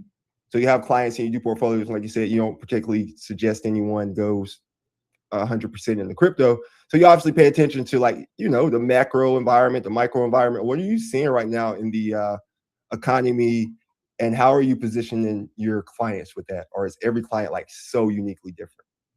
Our clients, every case is uniquely different. Every client doesn't get the same advice. We're an advice-only firm. So every client doesn't get the same advice. It's personalized. We meet with our clients monthly. And to be clear, you talk about 100%. I've never suggested folks make a 1% allocation, including my clients. I've never done it, right? Folks know how I feel about it. It's like, I have one of the blackest names you could possibly have, right? I'm black than Tyrone and Darius, right? Like Kendrick said it. I can't hide behind, my name is black is 3:00 in the morning, right? So I can't hide from that. Crypto is the same thing. People know what comes along with me. Like you will never, I promise you will never in your life meet anyone who loves this stuff more than me. So I don't really need to say, like, our clients just know, people just know. So I don't have to constantly be proselytizing about it. If a client has questions, we answer them. We have clients who don't have access to crypto, and we haven't brought it up to them. And if they bring it up, we mention it. But we don't have any portfolio that we put, and we've built our own index. We built our own crypto index. There's no client money in it. It's our money, right? So it's not even on our website. You go to 401 website, there's no mention of crypto on there. So you know what I'm saying? So, and we're the most crypto forward firm in the country by a mile, right? So when you do it and you do it right, you know what I'm saying? Michael Jordan, they got to tell you who he is. I'm not comparing us to Michael Jordan, but it's like you do it long enough and you have a track record that you can stand by. You don't need to, you know what I mean? Michael, yeah. You don't need a varsity jacket with 6 trophies on the back. Like, we know what it is, So it's kind of the same thing here. We believe in it. We're very thorough. My partner's a CFP. He does all of our financial planning. We use the technology. That's the other thing. People have a lot to say who don't use it, don't have a wallet. Like, we use it. We have skin in the game. Like, we've been very transparent about what we do. So I think when a client comes to us, being advice only, we take a look at everything that they have and we give advice around where they are in their life, what their goals are. We do financial planning, everything, cash and debt management, all the way to estate planning. Crypto may never be a part of that conversation, right? Now, we believe in doing things very cheaply, so we're big fans of VT, right? So we try to keep things very simple because we're working with people who are probably never working with an advisor before. So we like to keep things very simple, like to keep it very personalized. And again, being an advice-only firm, we like to keep it very transparent as well. This is what you're going to pay. This is when you're going to pay it. We don't bill on your assets. We don't touch your assets. We see them, and that's it. Nice. So yeah, like you said, and I think J. Cole, you mentioned Kendrick Lamar. I think J. Cole said sometimes you do have to go out there and show them that you can do it the way that nobody else can do it, just so you can show them that you can do it. And they say, man, I saw that you can't do it like that. I edited that, but people know what I'm talking about. That's on the that's on, yeah. It's very, very interesting that you have an index fund and you don't even let people know about it, like a crypto fund. Like, how many tokens or blockchains do you have inside that? It is 12, I believe. I don't know if we rebalance and change.